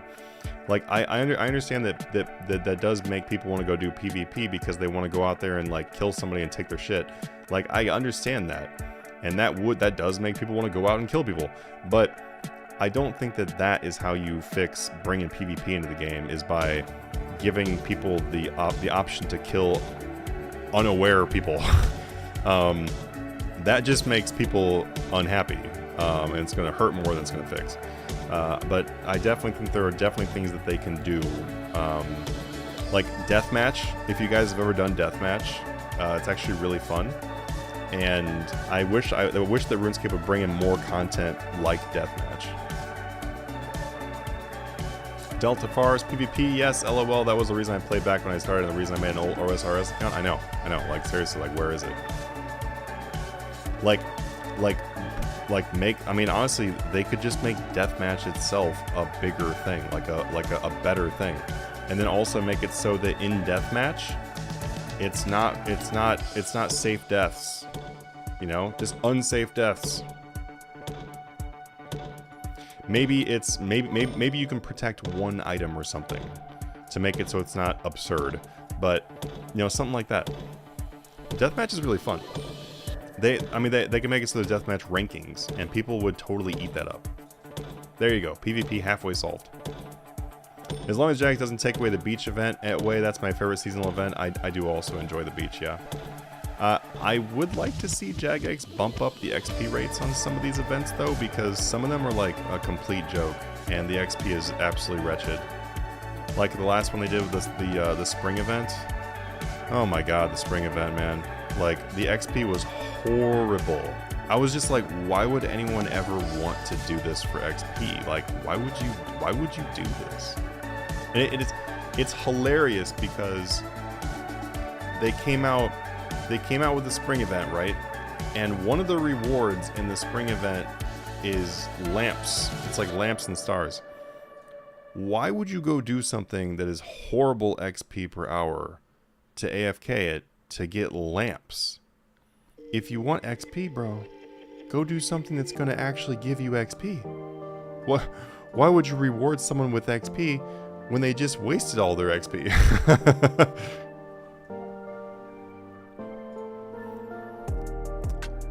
Yeah, Rising Reap says, yeah, all do I think Ice Telos was and still is a big no-no. Drops are stupid or bugged. Are you talking about the Art Glacier? Also, I do hope the game survives for a lot longer, like maybe another 10 years, but I can't see it, sadly. Oh, I definitely see it. I 100% see it. I mean, my business, like our Discord server and the Patreon, that's I mean, it is a business. It literally is. It's one of my businesses. That business has been growing non-stop since its creation, and honestly, if RuneScape was dying, it wouldn't still be growing. Like, we have over 8,000 active members in there now. I actually pruned.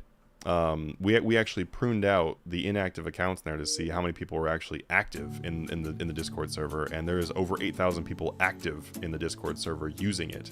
And we have a lot more stuff coming out soon here. But the thing is, though, is like that business grows; it just keeps growing. So, you know, that's one indication of the fact that it's not dying. And yeah, RS3 makes more money. Like they're hitting, like, RS3 is literally hitting like new milestones for profit for Jagex. So that also wouldn't be happening if it was dying.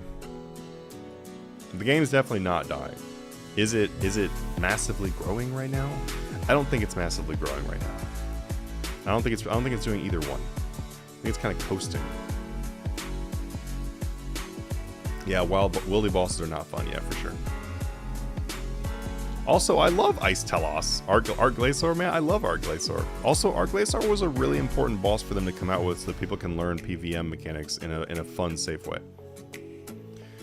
Party says, yeah, the flavor is, that's why Scotch works. You can taste the flavor being coastal blend, etc. And the more you drink it, the more you pick up different notes. Yes, there you go, 100%. That it, like, literally. So there you go. That Scotch, wine, like, yeah, coffee. It's all the same thing. You have like, you either have like a $3 bottle of wine that tastes like crap, or you get like a $50 bottle of wine that is like really good stuff. It's rare, you know? But anyway, the price doesn't really matter. I'm just talking about a comparison of like good wine versus like bad wine. You know, good wine's gonna have like crazy, amazing varietals, and like the bouquet of that's gonna be crazy, and you know, so like you're only gonna be able to find it once and that kind of thing. Hope it's still playing in my 70s. 100%. Me too. Me too. Ethan says I started RuneScape in 06, I believe. I played a few different account builds. Old main got banned like 6 years. Started an account in 2021. Double XP now it's 1 billion XP. Nice, nice. I restarted RuneScape, so I've been playing RuneScape since basically since the release of Classic, so 20 years plus ago, and but this account that I'm playing now, where I completely restarted the game. So I did not have anything from my previous account. I completely restarted the game. And that was about 7 years ago, I think. So, yeah, and honestly, like, I can see, like, in that time frame where things have gotten way, way faster over time, too. RuneScape never quits, you endo. Oh, RuneScape never quits? Or you never quit RuneScape? Yeah. Delta, I've also heard a lot of people getting fed up with WoW and the staleness of it, are moving to RS3 so they don't drop the bag. They got a lot of opportunity. Yeah. If you look at the graph of players on WoW, it's losing a lot of people. Their most recent expansion, not the Dragon one, but the one right before that, they lost a lot of players on that. And also WoW Classic came out, and a lot of people moved over to WoW Classic. But WoW Classic still has like 10,000 less player average than the normal WoW. So yeah, WoW in general is definitely taking some hits. Also with Final Fantasy 14 out there, a lot of people move from WoW to Final Fantasy 14.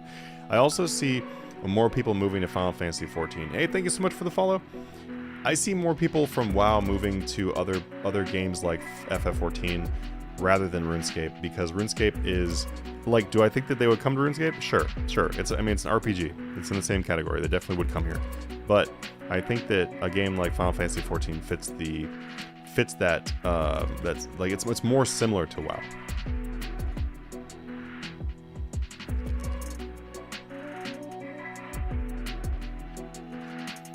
Rising, you say, yeah. Don't get me wrong. I love Telos. I think it's a decent boss overall, but the loot and rares not so much.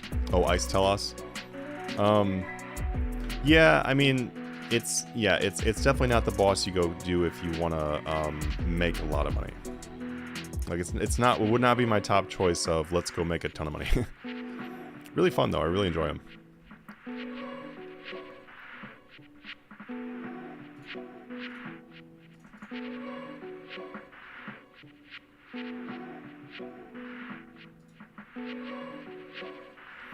A major update I would like to see is guild revamp. Maybe have the upgrades, the more the skill there, and give benefits of portables. Yeah, I mean, for sure.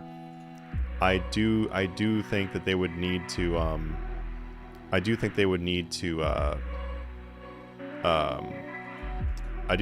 update guilds at some time because like right now it's just a very tedious thing I wish I could avoid in terms of going and capping. Like it's just it's boring, it's not exciting. I don't know, it's just I don't know. I don't even really know why they have it.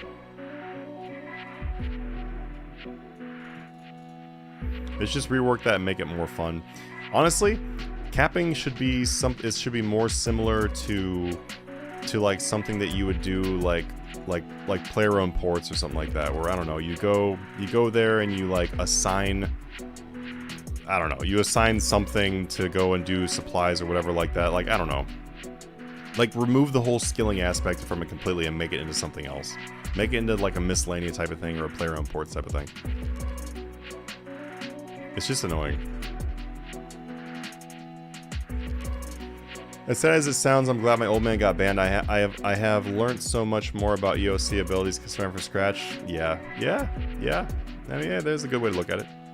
When people think RuneScape, they think OSRS nowadays. Yeah. No, I mean, like, for sure. If people are coming back to RuneScape or whatever, they do look at OSRS because it's the game they remember. And I feel like WoW players would definitely look at that more. I'm an ex-WoW player, but I started on OSRS, logged 50 days gameplay in there in like the last 3 months. There you go.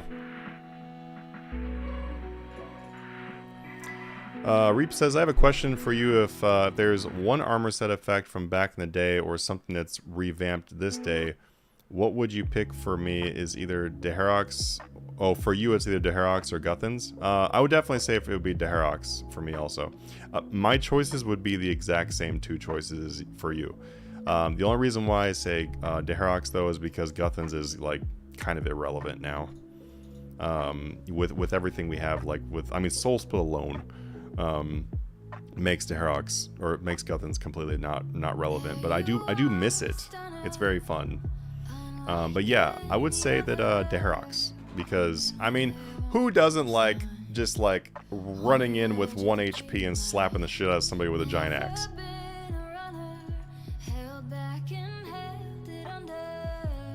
Something else I would love to see them love to see them do is bring back good special attacks for PvP.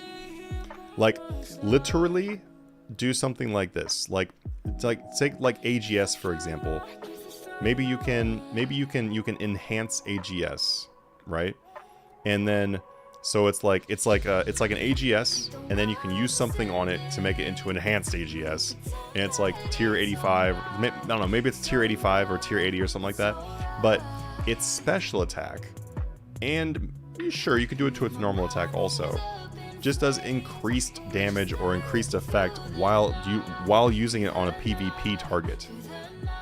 Like, I understand that they don't want to make overpowered effects for abilities and like for special attacks. They don't want to make them super overpowered because you can use them everywhere, right? You know, you can use them like, obviously we can't have an AGS spec that hits like 20,000 damage on a boss. You probably could actually at this point in the game, but anyway, if they just made it so that some of those super iconic classic weapons, or just maybe new ones, would have enhanced effects in PvP, that would be so much fun to bring back some of the like the old flavor of PvP for this game.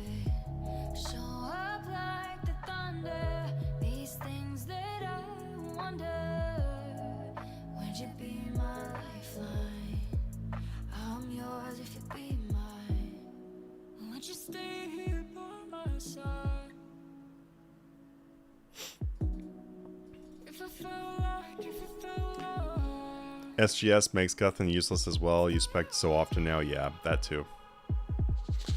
For Guthans, I was thinking about some melee tank gear and Deherox for power armor.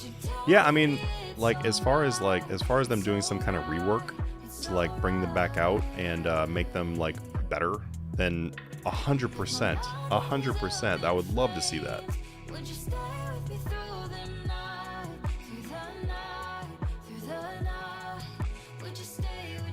I actually almost started buying up sets of the gear just because I thought maybe they'd bring it back. I never played WoW. I still have my WoW 2, WoW Reign of Chaos, and Frozen Throne games. I still play them every now and then.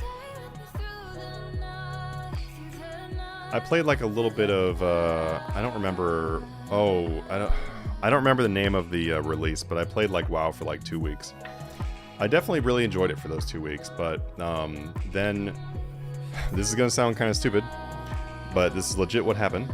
I made money, like I made a lot of gold really quickly in the marketplace by just buying out stacks of items and then putting them back up for sale, and then they'd sell for like 3 times what I just paid. And so flipping was incredibly stupid. And I made like a ton of money really fast, and then that's when I realized that, oh, it's like you're server locked, and so you can only trade with everybody on your server and stuff like that. And I'm like, this is kind of, I don't know, not really what I was wanting, and that just made me want to play RuneScape again. So like, I still played RuneScape at the time, but I was just like, I'll just play RuneScape, because also WoW is more like you have to actually play. You can't really like hop back and forth. And there goes the camera. It is taking a break again. I'm not sure if I accidentally said timer or something. I feel like maybe I did. But anyway, guys, I'm gonna go ahead and hop out for the night, because I feel like that was good timing for that. But I will see you guys on the next stream. Plan for that. I'm not sure if I'll be streaming tomorrow because tomorrow's a really big day, but potentially we'll be streaming the next day though. I don't think that I'll honestly end up streaming tomorrow because of it. I just have a lot going on. But I'll probably see you guys on Tuesday. Thanks so much for joining the stream. Feel free to hit the follow button if you're on Twitch and join our Discord down below. We have over 8,000 people in there. We'd love to have you guys in there. It's been really fun chilling with you guys. I will see